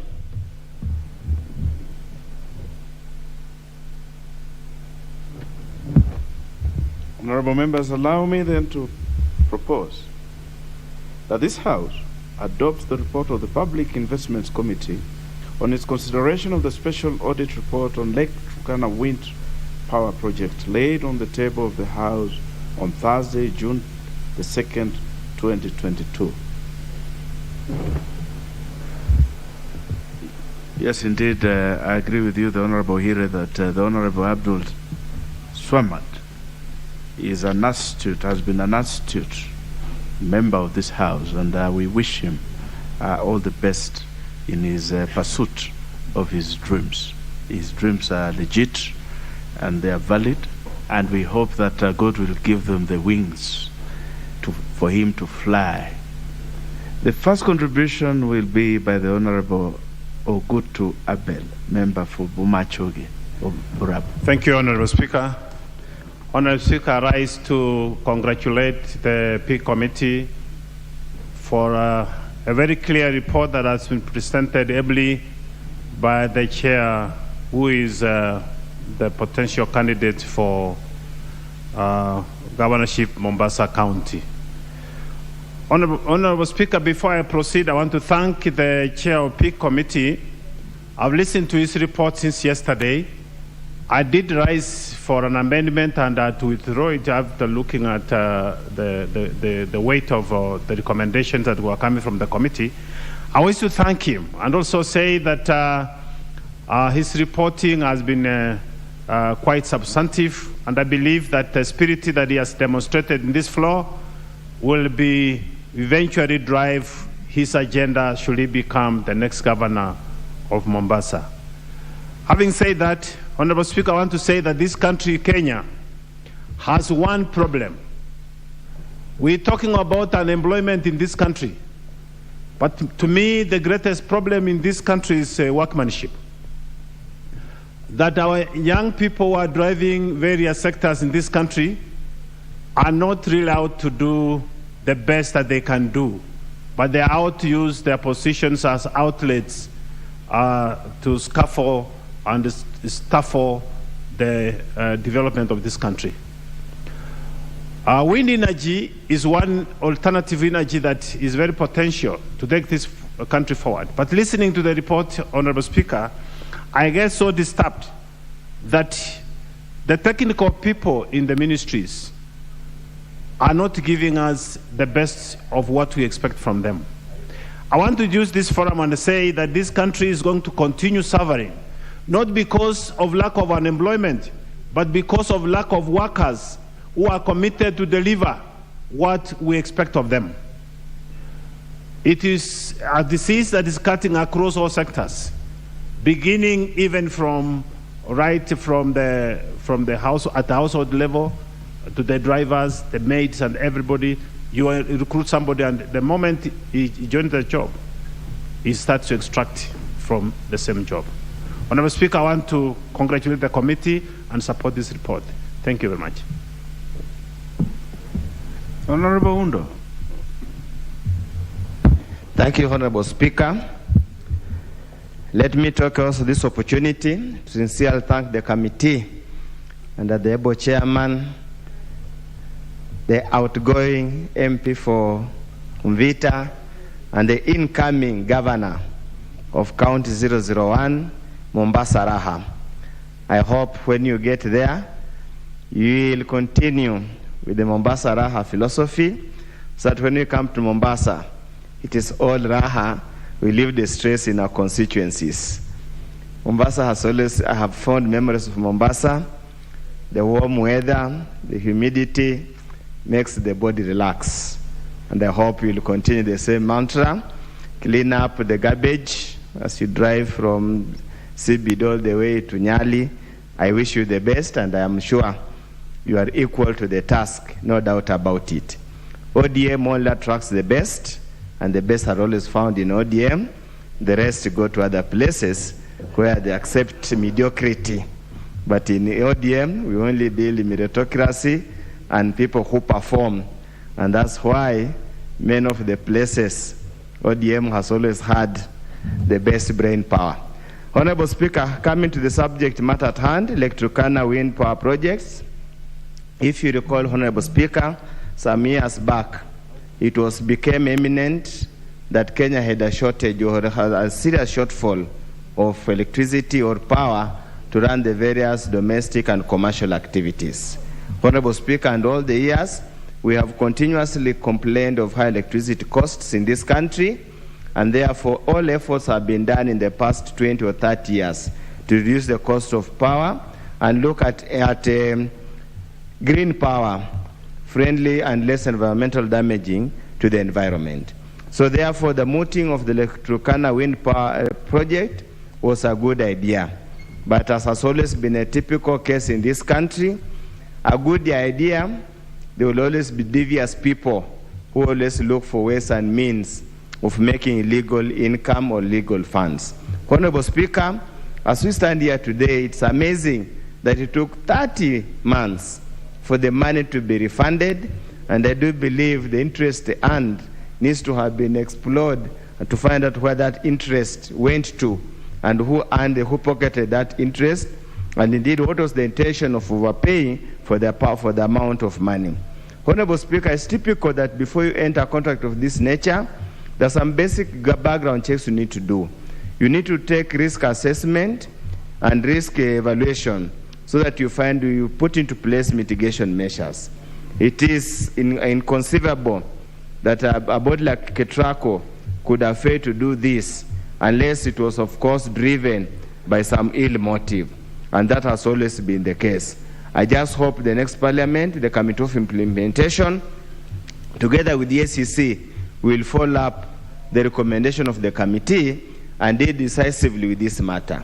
And as I keep on saying, and I like the way Baba has put it very clearly, the greatest disease in this country is not lack of resources, is not lack of economic models, is not lack of propaganda or the rest, is the fight against corruption. If indeed we can fight corruption, if indeed we can fight that kind of mentality that I, as somebody overseeing public resources, must always get my cut, then, Honorable Speaker, we would move this country very, very far. We would not need any sloganeering. We simply need to infuse into our people, those who hold executive positions, that when you hold that executive position, it's a position of trust, and you hold trust in the people of Kenya, you must give them value for money. for whatever shilling that we spend, the multiply effect must be unit and not negative. As I conclude, Honorable Speaker, also we take this opportunity to wish you well, because Luanda, that's where my happiness comes from. My wife comes from around that area, and I wish you success. And whenever I drive through, I see how Luanda is coming up, and I just wish that you stay there for another 5 years so that you can turn, so that I can always be stopping there and take a cup of tea with my in-laws, and of course the usual staff, if the head can allow. Thank you, Honorable Speaker, and wish you the best. Thank you, Honorable Speaker, for the opportunity. Oh, what a day. Thank you. The Honorable Aruguru Wanjeku, member for Laikipia. Thank you, Speaker. Allow me also to take this opportunity to put my voice to the committee led by the Honorable Abdul Salmad, the member from Vita, and also weigh in into this conversation around the Lake Turkana wind power energy. We all know that we are wasting resources and money every single day in the county of Turkana. And you weigh into this conversation from an ordinary Kenyan eye. It's true, the cost of power, the cost of energy has really gone up. And this just looks like a mockery to the ordinary citizen. Anytime they hear about the Gamia wells, the county of Turkana was supposed to be, selling crude oil to international community. The clean energy under the wind power, which till now, as we lay this report and as it is adopted by this House, it still remains a conversation that is ending to nowhere. The EACC was called upon by this committee to shed more light in regards to the involvement of the Kenya Power and Lightning Company, the former MD, and even the board of directors, and even the community in itself, the private sector, and the private partners who are engaged in this project. And as it is, the loser is the taxpayer, because the taxpayer will continue funding this project as much as it is idle. But nevertheless, the people who participated or who partnered with the country, I'm talking about the private partners, they will still get their money, whether the project is ongoing or is not. I think I want to agree with the rest of the members of parliament that is a question of us engaging and involving and committing public money into projects that have no certainty end, and projects that have not been conducted enough feasibility study or risk assessment. And this is a question that is before us. It's my sincere desire that whoever becomes the president moving forward, and I really hope that Dr. William Ruto becomes the next president, will be in a position, to bring this matter, including many other stalled projects across our counties, to an end. The county of Turkana has been fighting since the beginning of this earth, and the reason why we have been having issues around insecurity is because of resources. If the Ngamia wells and the Turkana oil was up, and the clean energy and the wind power was running, it is certain that money will be circulating in the county of Turkana. And I weigh in this in many of our counties that have government projects, mega projects that should be taking place. Talk about the Galana Kulalu, talk about the dams which are supposed to be continuing, and most of them, they are stalled. Talk about the many roads that Chinese government has taken up. We have committed money, but they have abandoned sites and left because they were disgruntled or there were questions of funding. And talk about many other counties which have failed to benefit, from money which was committed because we could not agree on issues that are to do with the management or analysis from independent bodies. So, Speaker, I want to support and wish my good brother again, the MP from Vita, the very best in Mombasa. He's been my friend. I don't know what you're going to do about the Kalonzo factor around the wiper now that all of you are in Azimio. We wish you the best as you continue playing your friendly fires inside Azimio. For us, we have a candidate in UDA. I wish him the best, but I wish you better best. Thank you, Speaker, and greater thanks to the people of Laikipia for giving me a chance to serve them as the second woman MP. Thank you, Speaker. Thank you, the Honorable Aruguru. The Honorable Waweru Kiaria, member for Dagoretti South. Thank you very much, Mr. Speaker, for the opportunity to contribute to this. And I want to join my fellow colleagues in congratulating this committee. This committee has actually proven in the last 5 years that there is work that gets done in this parliament. Mr. Speaker, I'd also like to single out the chairman and just see what he has done in the last few days, especially the last 2 weeks, in presentation of his reports from his committee, a committee that I would say has been overworking. Mr. Speaker, they say that the road to hell is normally paved with good intentions. Green energy is a great intention for this country. Green energy is actually the future that we would want to walk into. But it is in such mega projects that the evil schemers want to reap what they have never sowed. Mr. Speaker, this report is actually showing us the anatomy of the making of a white elephant project, Mr. Speaker. This is how normally they are made. You dream big, you invest big initially, but never see through with the project, Mr. Speaker. And this is exactly what this report is telling us. Mr. Speaker, this is even speaking to the discussion that we shall be having as a country towards August 9th, Mr. Speaker, where we shall be deciding as a country on who we shall elect, whether we shall be going with a side that believes in mega capital investments, or whether we are going to support a side that believes that this is a country that can be built bottom up by investing in labor-based development. Development that gives work to the people, development that lets people build their own country, development that puts money in people's pocket by investing in the talents of Kenyans.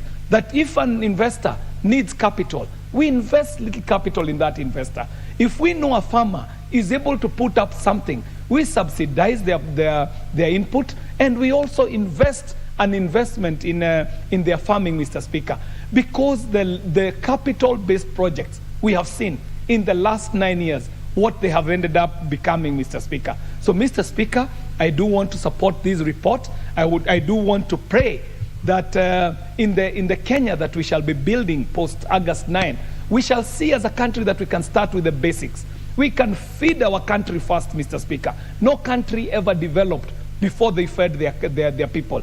Then after feeding our people, we can go to the basic, make sure that everyone out of their talent is meaningfully engaged. But Mr. Speaker, I'd like to conclude by saying that these are the dying minutes of this 12th Parliament. And I do wish each and every member an awesome campaign as they make their bid, either for a return here or even for other offices. And for you, Mr. Speaker, I have been following. I have seen what is happening in Luanda.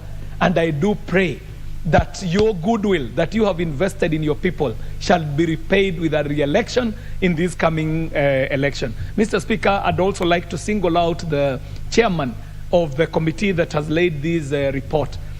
The Honorable Abdul Swamad has been exceptional in the 13th Parliament. I do believe that in the coming election, the people of Mombasa will look back and see the amazing work that he has done, because they say that if you can be trusted with the small things, you can be trusted with the bigger things. So, Mr. Speaker, in Mombasa County, I do pray for our gubernatorial candidate in the UDA and Kenya Kwanza ticket, but I want to tell him that he has a great challenge in the person of the Honorable Abdul Swamad, a fitting competitor who, given the chance, would also take Mombasa to very high heights. Thank you very much, Mr. Speaker. The Honorable Kiere, I hope the things that we have done in Dagoretti North, and especially the feeding program that you initiated, and you have actually been a trailblazer in that respect. We'll come back to the things that you have done for the people, the goodwill that you have shown in Dagoretti will shine through. And you are the kind of person that I like to associate myself with. I hope that your path will be lit, and you will find your way back here to the leadership of this country. Dagoretti South, I wish you the very best, my brother. The Honorable Okelo Odoyo, member for Nyando.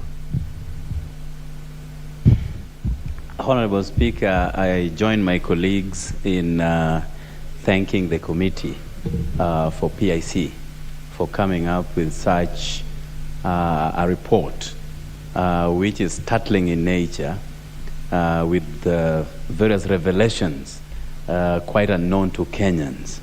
But again, on the same breath, let me thank the committee chair, the indomitable, outgoing MP from Vita, who is now poised barring any providential intervention, to be the next governor of Mombasa County. And we are all in agreement that with his position as the governor for Mombasa, Mombasa is poised for real transformation. Honorable Speaker, delving on the agenda that is before us, it is quite puzzling how the Ministry of Energy did operate, particularly within this project, Honorable Speaker. And no wonder we needed a serious cleanup of this. The Honorable Okello, just hold on. The Honorable Mishi Boko, member for Likoni, what is out of order? Honorable Speaker, there's nothing out of order, but I'm looking to the time and I'm understanding Order 95, and because of the mood of the House that I see everybody supporting this report, I was requesting if the mover could reply so that the House can adopt this report. I'm looking to the time. Is that the mood of the House? Yes. That the mover be called upon to reply? Yes. Will as many of that opinion say aye? Aye. Will as many of the contrary opinion say nay? The ayes have it, but the Honorable Odoye, you can wind up so that the mover can reply. I thank you, Honorable Speaker.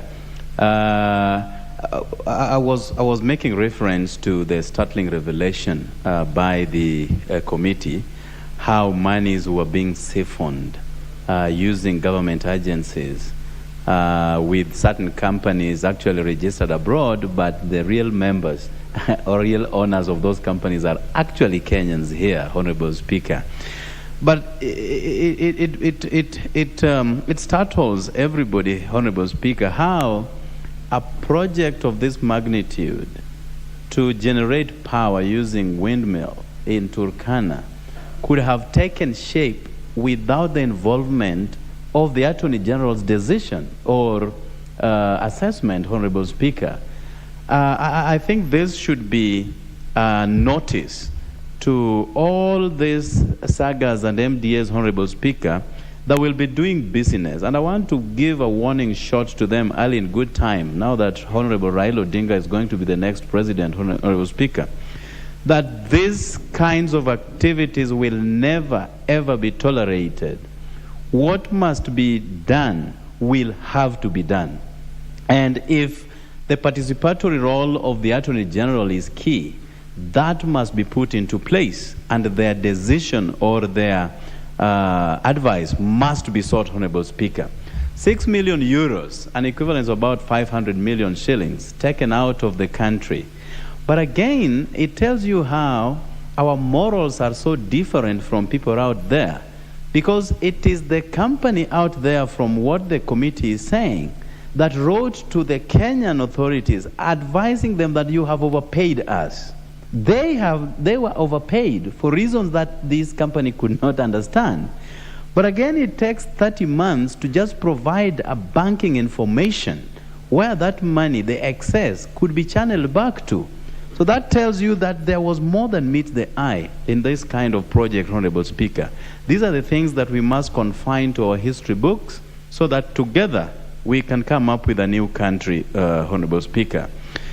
Finally, because you told me to wrap up, let me thank the people of Nyando most sincerely for giving me the mandate to serve them 2017 to 2022.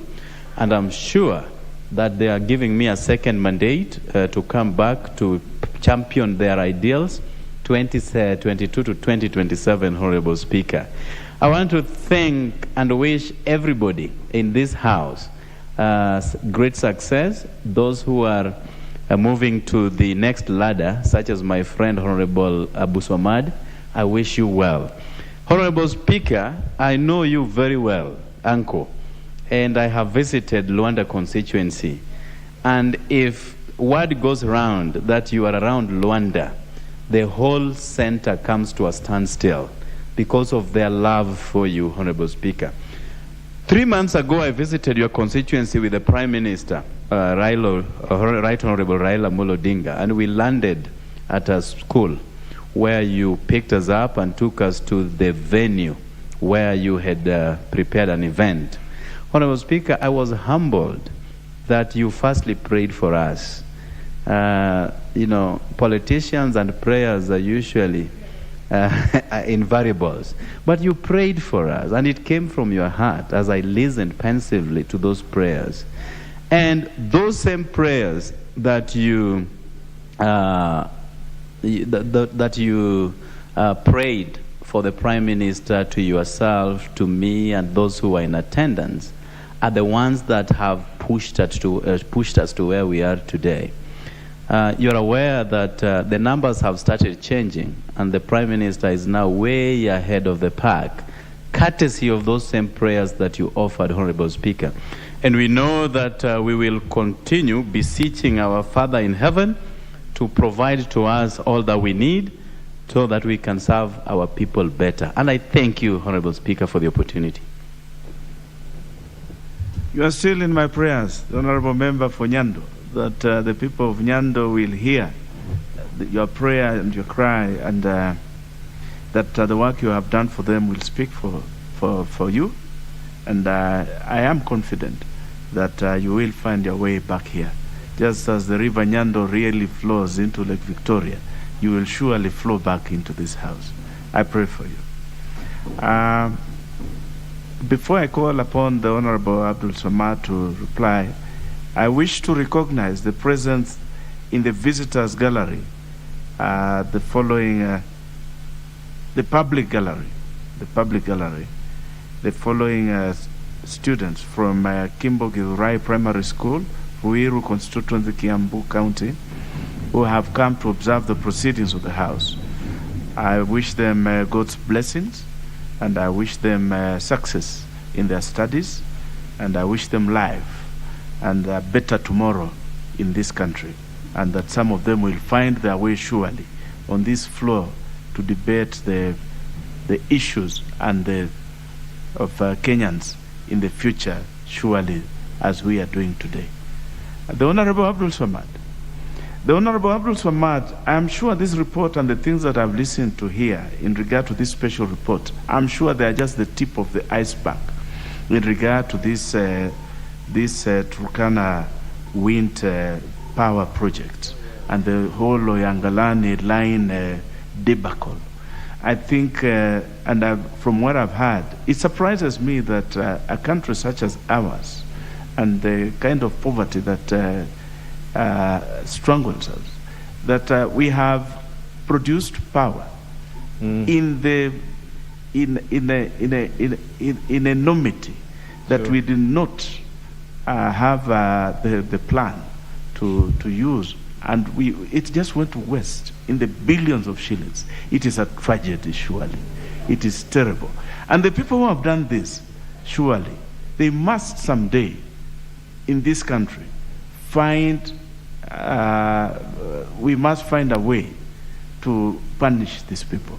I want them to know that as long as we are here and we know that this happened, the perpetrators of this haste upon Kenyans must find their day, surely, in the court of justice before the people of Kenya. It is terrible what has happened with this project, and we will definitely not forget what has happened as long as we are breathing and Kenyans are still there. The perpetrators must be brought to justice to book. Proceed, the Honorable. Thank you, Mr. Speaker. I want to first and foremost thank every single one of you here. It has been a truly beautiful journey. Most important, it has been a journey of learning. And as I beg to reply, Mr. Speaker, I want to thank every one of you, the accolades that you have showered me with. This was not a one-man army. I would not have been able to do this if it was not for the support of my colleague members, the members of staff who are attached to my committee, and definitely the Secretariat and the Clerk's Office, and the Speaker for having supported us. It has been a very, very exciting journey. We were able to work even during the COVID period, remotely or otherwise, and in some instances where we had to we did what needed to be done. We've set records, and I'm hoping that I have made the people of Mvita and Mombasa at large proud for being their representative. And I wish the next lot who are going to come after us the best of luck, and they take the mantle even higher. With those many remarks, once again, I'm truly honored and humbled, and I beg to reply. Thank you very much. Thank you very much, the Honorable Abdul Samad. Honorable members, I think we have come to the end of today's session. But I just want to, again, wish all the members the very best in their endeavors as they seek to exit from the House, to move on to different positions, and those who are, whatever you seek, whatever your heart seek, may you find it. I just want to remind all of us that leadership at the end of the day comes from God. And this country really needs leaders who will serve the needs of the people rather than our own desires from the heart, our personal desires. So therefore, I will end my my sojourn in this seat. I'm sure probably this is the last time I'm sitting here in this particular 12th house, with a prayer for Kenya that it gets the very best leaders who will redeem them from the want that they seem to have, and who will deliver them to the very best. I wish all the people, all the Kenyans who are aspiring to a better tomorrow, that their dreams may be true. Honorable members,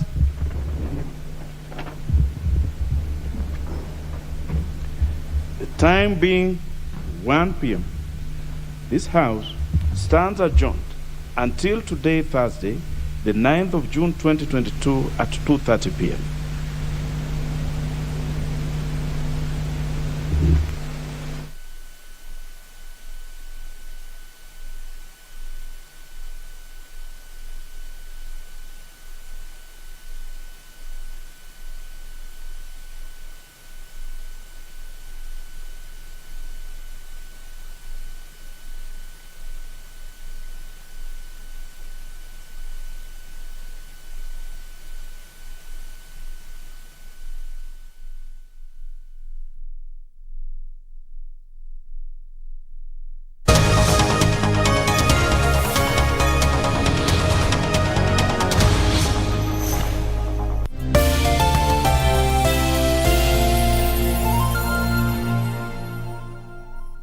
Kupata Yes My Love kama sikiza tune yako, dial *811 *816#. Mutiso, wewe namba nini hiyo? Wacha nieleza, panataka hiyo kitu. Panataka Mutiso. Ai mbo sasa hiyo tu unakuja unaanza kunizuzia kwa nini hata sijafanya kitu? Wewe nieleza Mutiso, hapana leta hiyo kitu. Taka. Wacha nachukua simu. Hello? Yes my lovely. Yes, I did the dishes. Kupata Yes My Love, bonyeza *811 *816#. *811 *816#.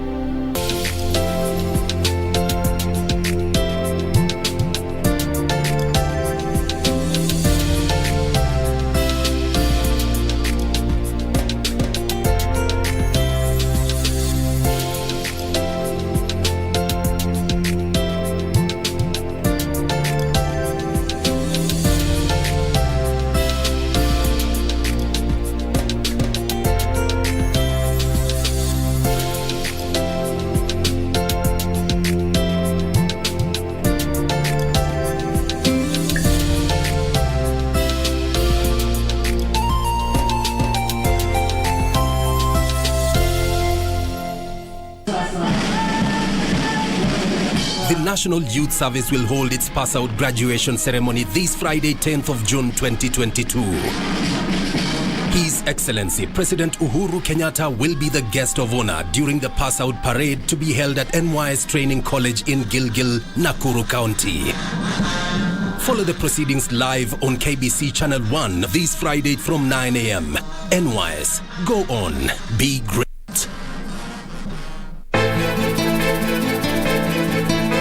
Overtime ya kuuza insurance. Zo insurance mpaka uziuze ndo mimi nipate kitu. Hayo hayakuhusu. Yani husu manake mimi pia namtaka Dingo. Na kwa hivi sasa Dingo na Lea hawaelewani, wako vitani. I'm not joking, Jackie. And I had you the first time. Mimi simtaki hapa kwangu. Yeye aende akatibiwe huko kwa mume wake. Juhudi zako za kunikosesha mimi na matatizo zimefeli.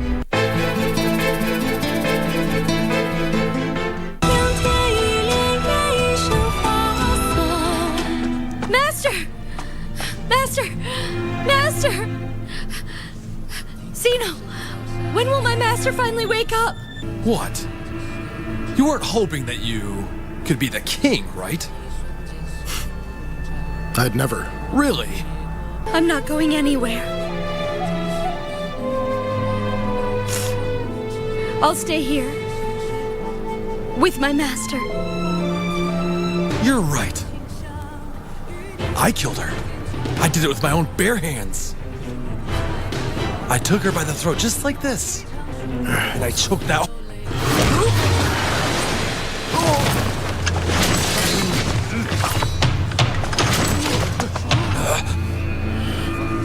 When did you become so powerful? 都是假象。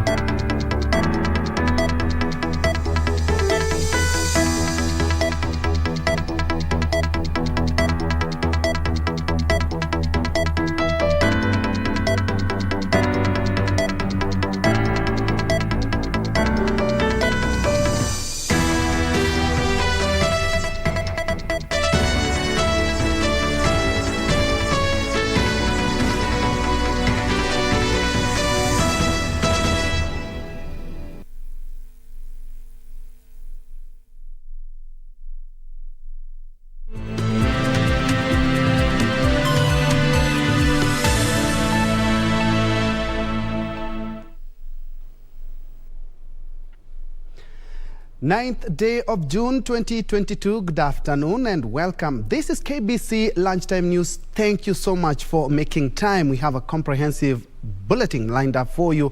This is what my colleagues and I have been preparing for you from our news desk. Remember, you can be part of this conversation through our various social medias platform. That is KBC Channel 1 at Bentroy Njue. We are also live on Facebook and also on YouTube. Straight to the news. Our sign language interpreter for this live newscast is Lensa Odingo. Organizers of the Kenya Presidential and Deputy Presidential Debate 2022 have signed a partnership agreement with Usawa Agenda, a non-governmental organization that deals with research and education. Usawa Agenda Executive Director Emmanuel Munyasa says their interest is to ensure education matters are prioritized in the debate. Kenya Editors Guild President Churchill Otieno assured Kenyans the debate being organized in conjunction with the Media Owners Association, Media Council of Kenya and other stakeholders in the electoral process will be conducted in an ethical and professional manner. The debate will be held in July and will be broadcast live by all media outlets in the country. As we have monitored campaigns getting underway, we have seen that education seems to be pushed to the rear burner of public discourse. And we think that from where we sit, education is going to be the most pressing challenge that the new government will face when they take office. And so for that, we want to partner with the presidential debates to make sure that our top candidates especially we are telling us exactly what they will do to protect the rights of children in ensuring they have access to quality education. Our mandate is just on the debate which ends there. So if there are issues with particular or individual media houses, they are not related to the presidential debates 2022. And we should not mix the two. Mixing the two is actually is a misunderstanding of what we are trying to achieve here. We are offering a platform for Kenyans, for presidential candidates, to have a discussion, and it's the best platform you'll have. This is not a small crowd in Kawangware or in Lokichogio or in a particular part of this country. We happen to have very clear laws in our constitution, but also in our statutes, that guide Kenyans and other media consumers on what to do should they feel unhappy with how the media has performed. To be specific, all the newsrooms are approachable, but if for whatever reason one feels those newsrooms are not the best people to approach, there is the Complaints Commission at the Media Council of Kenya, where there is a competent team that will look at those issues.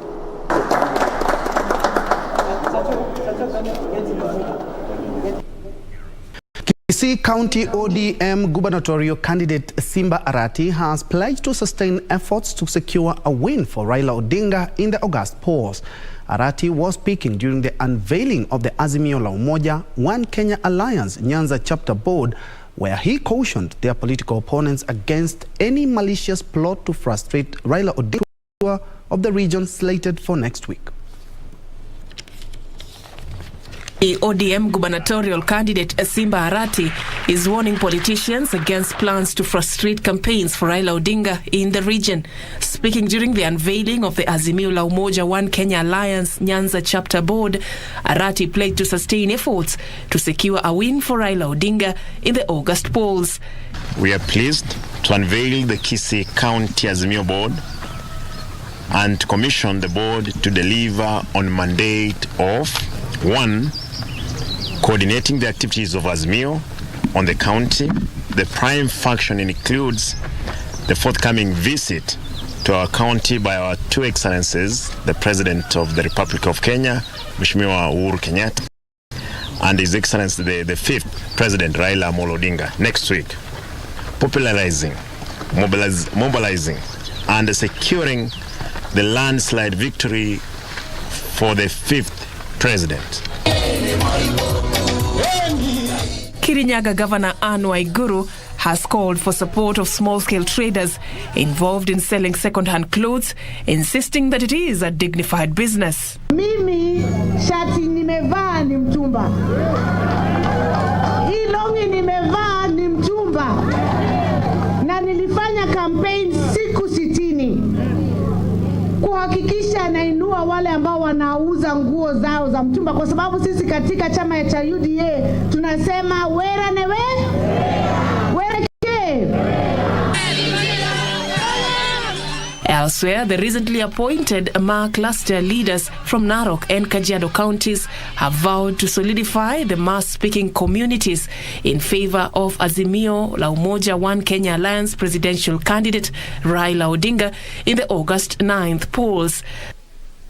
Nimewaeleza ndugu hawa kwamba Raila amepitia makuu akipigania haki za Wakenya, usawa, katiba, ulinzi wa misitu, na kwa sababu hiyo karibu maisha yake yaribike.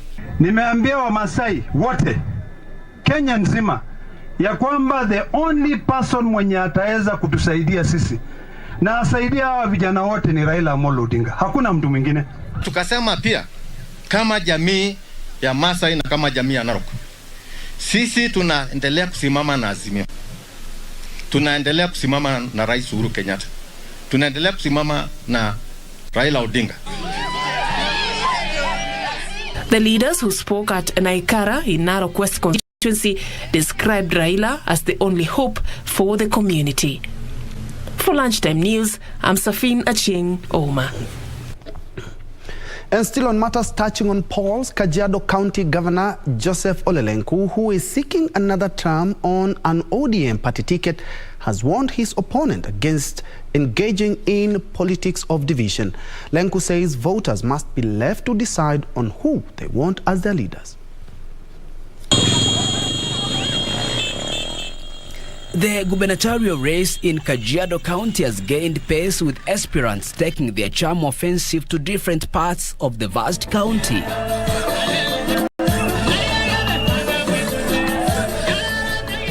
Speaking during his campaigns at Sholinge area, ODM gubernatorial aspirant Joseph Ole Lenku defended his desire to serve another term as governor, warning his opponents against engaging in politics of division.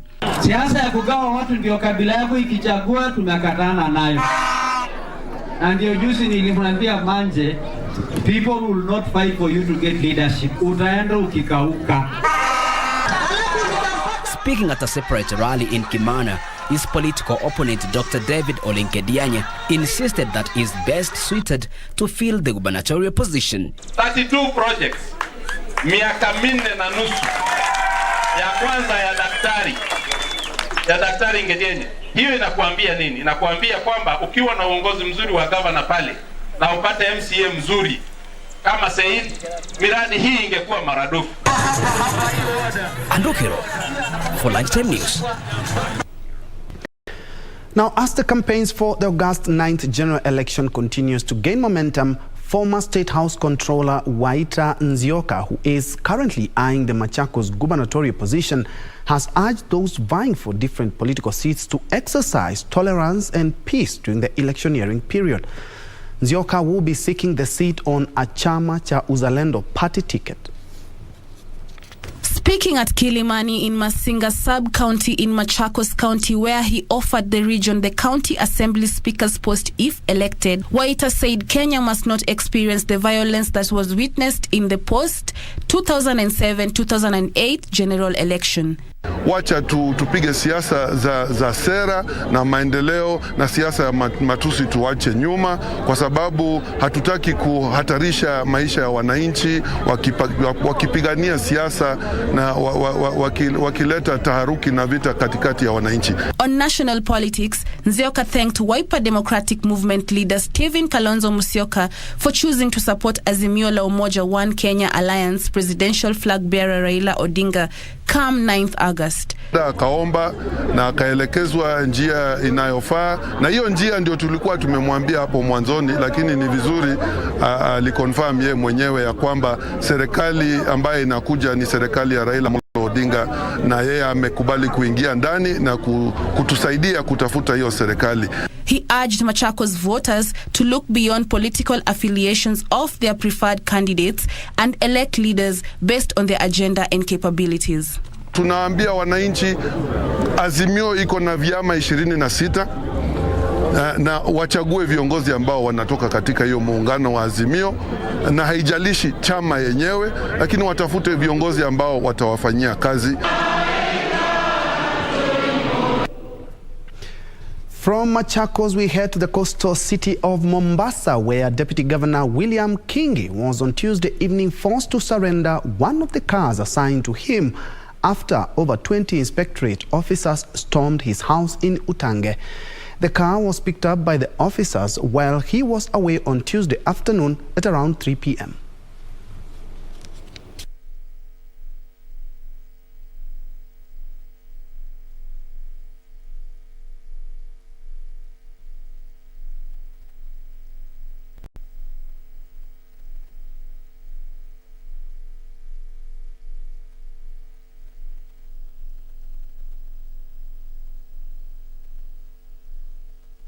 Kusema kweli mimi mambo yamenishangaza, manake kuna county askaris wamekuja kwa nyumba yangu, wamekuja na lori kama 20, wamekuja kutaka kuchukua gari ambao ni gari haki yangu mimi kama deputy governor, manake vile napigania ugavana wa Mombasa, sija seize kuwa deputy governor wa Mombasa. I hold a constitutional office, na mimi wamenipigia simu wakubwa wa kule inspectorate kuniambia kwamba natakikana niregeshe gari kwa sababu wamepata masharti yao kutoka kwa gavana mwenyewe. Sasa mimi gavana hajanipigia. Kwa hivyo I want to believe that it is not him who has given that order. And still at the coast, Lamu County Women Representative Ruweida Mohammed has pledged to continue with the fight against drug and substance abuse in the area. The legislator who is vying for the Lamu East parliamentary seat says she will not be intimidated by drug cartels in the area in her bid to eliminate the vice in the region.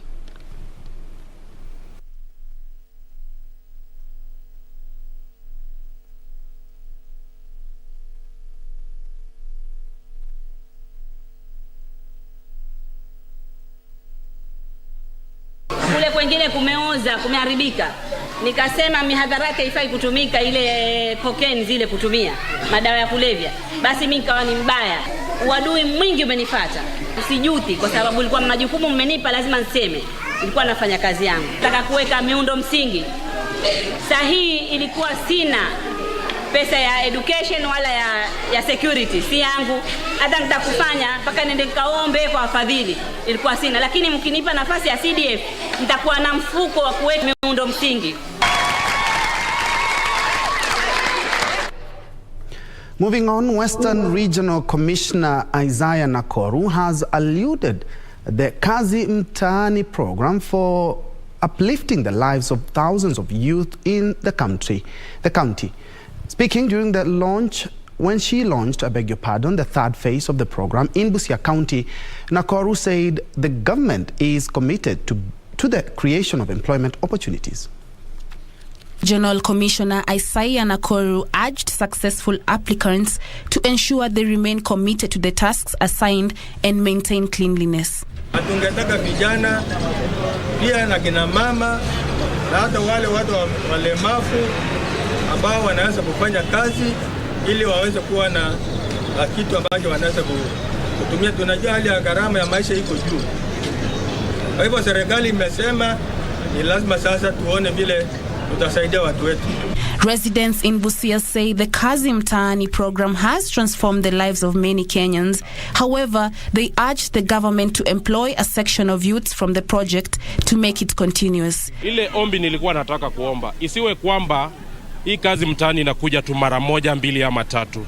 Tunaomba kwamba at least ifike mahali hata labda baada ya uchaguzi huu ambao tunaenda mwezi wa 8, iwe ni kwamba tunachukuliwa baadhi ya youths fulani kwamba iwe kwamba sasa wanaajiriwa. During the launch, Isaiah Nakoru appealed to citizens to maintain peace during this electioneering period. Tungetaka kuhimiza wananchi wote kudumisha amani. Na tungetaka hata wale ambao wataandikwa kazi ya vijana pia wawe wazalendo wa kuhubiri baada ya uchaguzi pia amani. Esther Bodo, Lunchtime News. A shift focus now to matter security, where a section of leaders in Turkana County want the government to rein in on criminal elements operating in the region. The leaders say the recent spike in crime in areas such as Lodwar has left residents living in constant fear. Speaking in Lodwar town, the group accused some security officers of laxity in efforts to double down on crime. They said the runaway insecurity is a hindrance to the ongoing political campaign. Hivi inaendelea Turkana South na East. Watu wengi wanakufa. Usalama haipo. Ni lazima tutatue haya tukiungana na wenzetu wa West Pokot, Samburu na Baringo. Kama tunahakisha serikali, tunaomba kwamba hatutaki neighbors wetu wawe na bunduki ambaye ni haramu. Tunataka hawa wakae na amani ili sisi tupige kura na amani, tupigie serikali yetu. And moving on, Principal Secretary for University Education and Research, Ambassador Simon Nabukwesi, has warned school principals against sending students home for school fees. Ambassador Nabukwesi says the government has taken necessary measures to ensure free education for students in public day schools across the country, and parents should only worry about paying lunch money. Principal Secretary for University Education and Research Ambassador Simon Abukwesi visited Kimait Primary School, Ampeli Primary School within Bumula and Kandui constituencies in Bungoma County.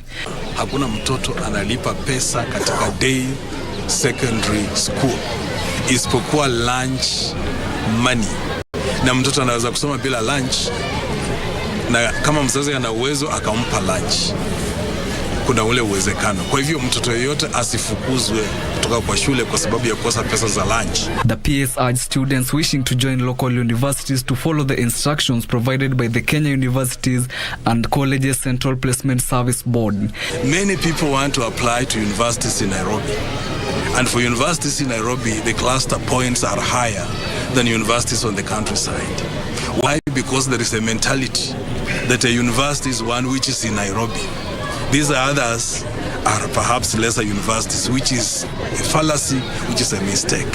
So I want to ask that students who have been to school up to Form 4 should read instructions carefully and apply according to instructions. He has also advised students to be keen on the cluster points for different courses offered in the portal to avoid wrong choices. Very clear on the cluster subjects for somebody to qualify for a particular course. And every university has its own cluster subjects, point qualifications. So you apply a university based on the cluster subject qualifications provided. Weekly Fokoth for Channel 1 News. To county number 14 now, where police in Embu West Sub-County have launched investigations into the killing of a businessman whose car was shot at 16 times on Wednesday night. The incident occurred at the Bonanza area of Embu West Sub-County. Area Police Commander Julius Kiumbure says preliminary investigations show the deceased, identified as Dennis Mbaye, had been followed by unknown assailants before his car was sprayed with bullets. He died while receiving treatment at the Embu Level 5 Teaching and Referral Hospital. Polisi wanaendelea kufanya uchunguzi. Kulingana na uchunguzi wetu wa mwanzo tu ni kuwa ni mtu ambaye pengine anajulikana, na baadaye familia yake itaweza kujulishwa na yale mambo mengine ya kiuchunguzi ya kijinai yatafuata baadaye. Very well, at about 26 minutes past the hour, we are due for our first break. But before we do that, allow me to appreciate Victor Jam. You say you're watching live from Kericho. Obiero John Nyambane, you're also tuned in. We also have Bruno M. Kemba. You say you are watching Solo Wafula, watching live from Meru. Thank you so much for keeping me company. We still have more stories. I'll take you through some business stories when we come back. Then we're gonna do sports.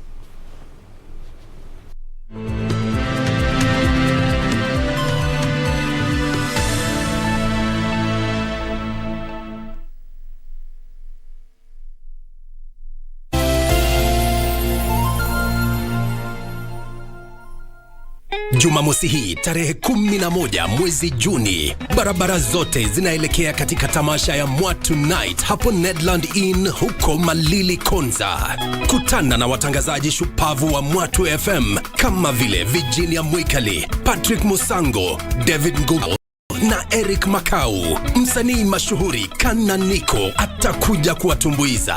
Usikose kuhudhuria tamasha la Mwatu Night na Mwatu FM.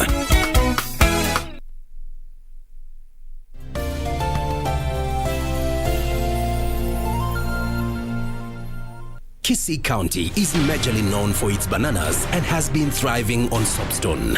Kisii candidates are gearing up for the next governor of this county. What is their agenda for Kisii?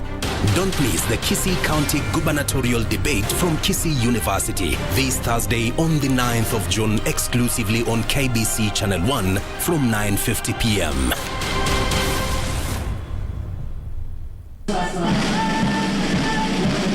The National Youth Service will hold its pass-out graduation ceremony this Friday, 10th of June 2022. His Excellency President Uhuru Kenyatta will be the guest of honor during the pass-out parade to be held at NYS Training College in Gilgil, Nakuru County.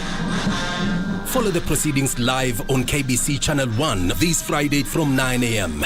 NYS, go on, be great. Jumamosi hii tarehe 11 mwezi Juni, barabara zote zinaelekea katika tamasha ya Mwatu Night hapo Nedland Inn huko Malili Konza. Kutana na watangazaji shupavu wa Mwatu FM kama vile Virginia Mwikali, Patrick Musango, David Ngumbao na Eric Makau. Msanii mashuhuri Kana Niko atakuja kuwatumbuiza. Usikose kuhudhuria tamasha la Mwatu Night na Mwatu FM. Do you have a news story to share with KBC? Get in touch swiftly on email news@kbc.co.ke or call 0723-892-654 or 0734-780-124.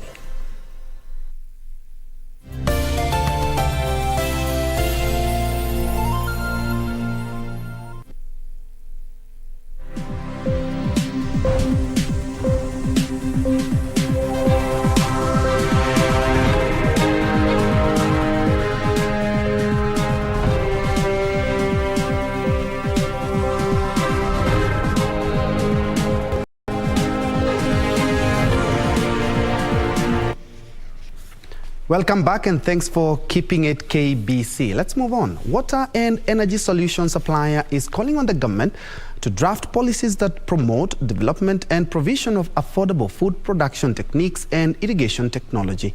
Davis and Shatliff Managing Director for Kenya, Edward Davis, says the policies will enable smallholder farmers to access finances and vital technologies that encourage the use of less water and solar energy to sustainably boost their production and income. In Africa, more than 75% of food is produced by smallholder farmers who own less than 10 acres of land. The continent is largely dependent on rain-fed agriculture, with about 6% of arable land under irrigation. Kenya's situation is even dire, as just 3% of arable land is under irrigation, with the bulk of the land relying on unpredictable rainfall. Smallholder farmers produce 78% of Kenya's food, but existing efforts towards irrigation focus on large-scale demonstration farms led by the public sector. Davis and Shadliff Managing Director for Kenya, Edward Davis, says Kenya could be food secure and even triple food exports through water harvesting and exploiting large underground aquifers that remain untapped for irrigation. The farm is pushing for the adoption of irrigation solutions that target smallholder farmers and that can be scaled to larger areas. Davis says if these technologies are put to use, food production will be boosted, thus reducing poverty and in turn spurring economic growth. Betty Kiptum, Lunchtime News. And still on irrigation, smallholder farmers who remain vulnerable to climate variability will now leverage on irrigation projects following the expansion of the 33 million shillings Chakama irrigation scheme in Malindi, Kilifi County.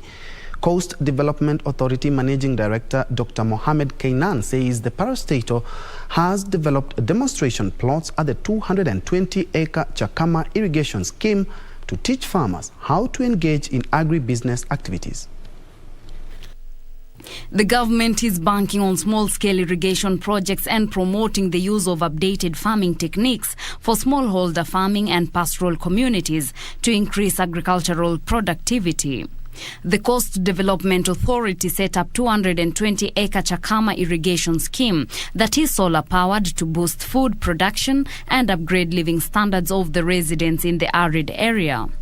The Coast Development Authority is spending 33 million shillings to set up nearby Gaba, Kibora and Kanduru schemes due to increased demand for irrigation in the region. The total cost of this project is close to 11 million times. That's 3 million, the whole of it. Each one was close to 11 million in each scheme. Then we are saying close to at least that 3 million that we used to build the necessary farm infrastructure, provide the necessary pumping sets, and they also try to cultivate the land and give the necessary training to farmers. The Coast Development Authority has initiated similar smallholder irrigation projects in Kwale, Taita Taveta and Tana River counties to build the necessary farming infrastructure so as to cushion farmers from the adverse effects of climate change. CDA, we are trying to replicate similar food security projects to all the counties that we are working in. We are doing similar ones in Tana River, a similar program in Chala of Taita Taveta, a similar one in Kwale, and all the counties that we are working in, and we make sure that we have a food secure community in these areas. The Coast Development Authority oversaw the distribution of 8,000 high-yielding and disease-resistant banana suckers to farmers, as well as training in efforts to scale up food production and environmental conservation. Where we started in trying to multiply 500 suckers, we have close to 8,000 suckers which are ready for distribution. We have taken the farmers through the good agricultural practices training. So far we have had 3 sessions with them, and even we are intending to train them the last session whereby they will be able to form cooperatives so that they can be able to market their products to different parts of Kenya. The area is ideal for crops such as tissue culture bananas, onions and vegetables. Reporting for Lunchtime News, I am Teresa Mutai. From irrigation to fishing, the Department of Fisheries has recovered more than 50 tons of abandoned nets in Lake Naivasha during a major cleanup exercise. Naivasha Sub-County Fisheries Officer Nicholas Kagondu said abandoned fishing nets in Lake Naivasha is one of the major threats currently facing fishing in the area. Kagondo says the abandoned nets spread around the lake were affecting navigation and killing thousands of fish, adversely affecting the fisheries sector. Fish landings at Lake Naivasha have been on the increase steadily from 1,072 metric tons in 2015 to 3,087 metric tons in 2019. However, the increase in abandoned fishing nets has been choking the already fragile ecosystem in Lake Naivasha, resulting in a decline of fish stocks. The government notes that the fisheries subsector has been adversely affected by illegal fishing and the water hyacinth. You realize that in the course of fishing every year, there are many nets that are abandoned by fishermen, either because they were swept away by the weed, and essentially, eventually they get tangled in the water hyacinth, and some of them get lost in the lake. And when these nets are abandoned and left there, over time they cause what we call ghost fishing. These nets will continue fishing indiscriminately, and they have a very negative effect to the fishery. Plans are underway to issue up to 18 new fishing licenses for Lake Naivasha in efforts to help contain fishing. Sisi kama watu wa area hii ya Hell's Gate, shamba yetu ni the lake. Kwa hivyo ndio unaona tunaishughulikia. Na tumeshikana na serikali kuu, kila mtu ameuzishwa. Nafikiri itakuwa na usaidizi kubwa sana katika hii maisha yetu sisi kama wavuvi. Imetuondolea uchafu kwa maji ambayo imekuwa ikiua samaki wengi sana.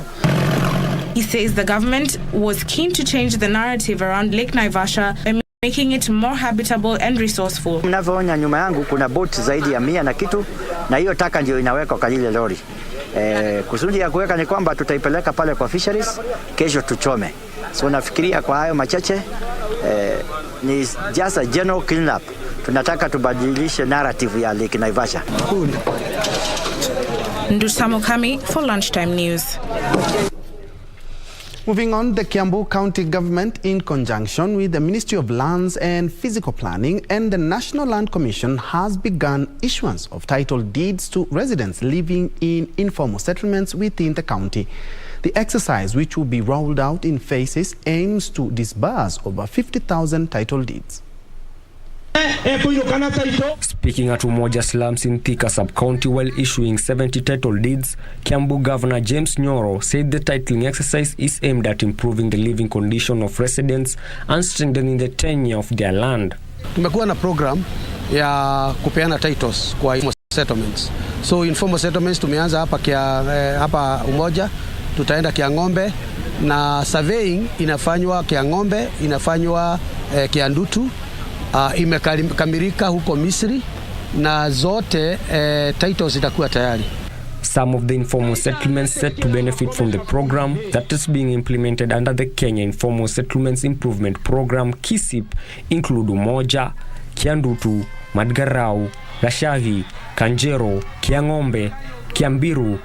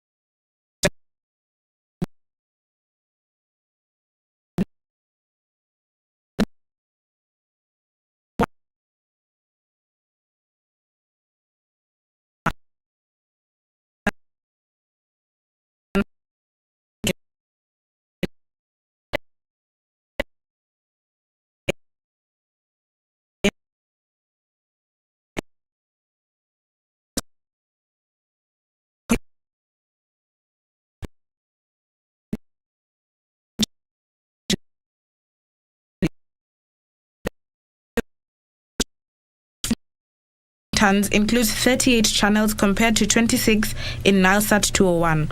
This will be the fourth satellite in Egypt's Nilesat series to be launched.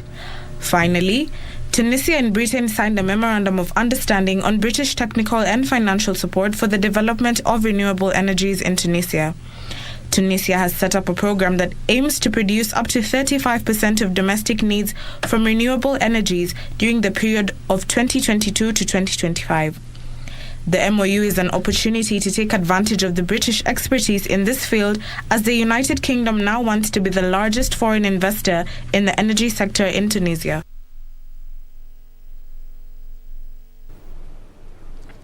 Further afield, the World Trade Organization say the food crisis kicked off by the Ukraine war could last for years without intervention.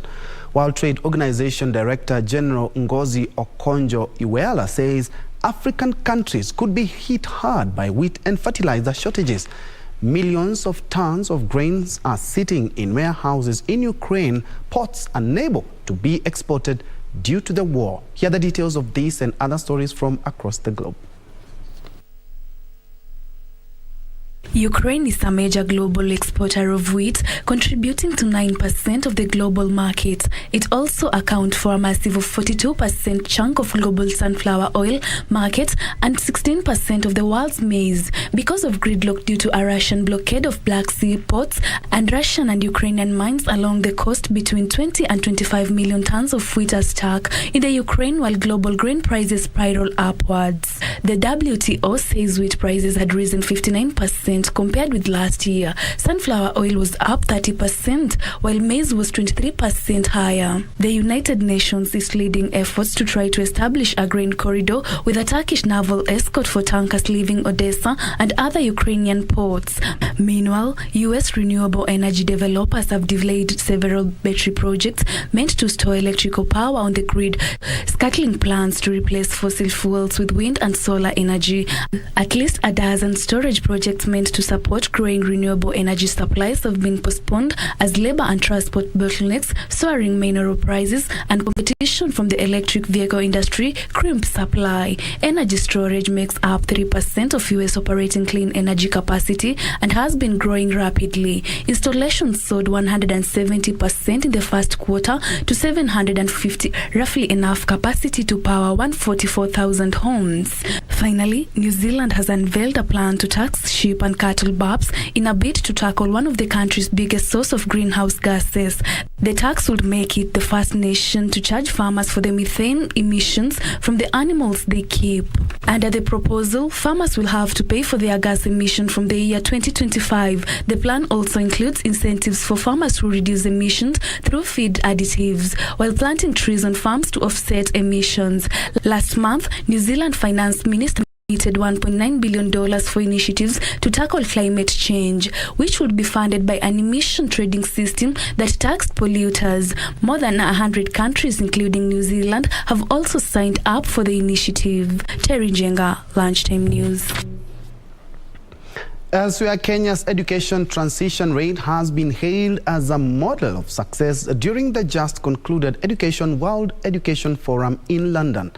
Bridges International Academies have also received recognition during the meeting, where experts said grade 1 pupils in the school were more than 3 times as likely to be able to read like their peers in other schools. The Education World Forum is the world's largest education gathering, bringing together heads of state, thought leaders, and academicians, to interrogate the state of education globally. In 2018, the government rolled out free tuition in secondary school 15 years after it introduced free primary education. Experts meeting during this year's education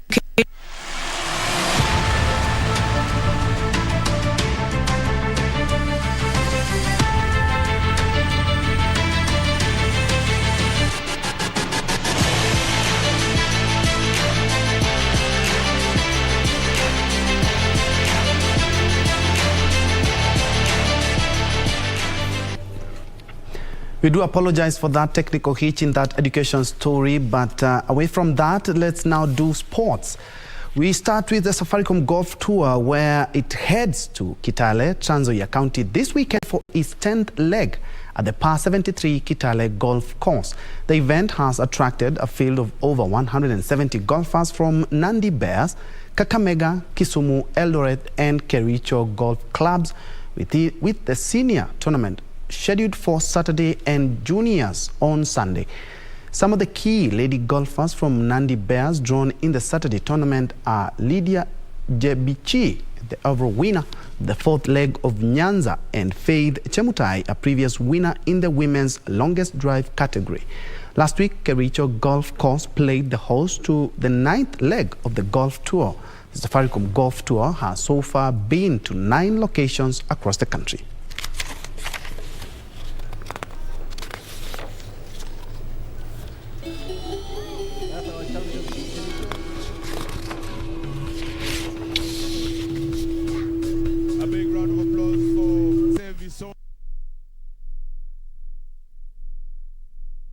Miserable start to the Nations League continued as a much-changed Ukraine recovered from missing out on a World Cup qualification to claim a narrow win in Dublin. Meanwhile, Netherlands dampened Wales' World Cup qualification party with a late Nations League victory in Cardiff.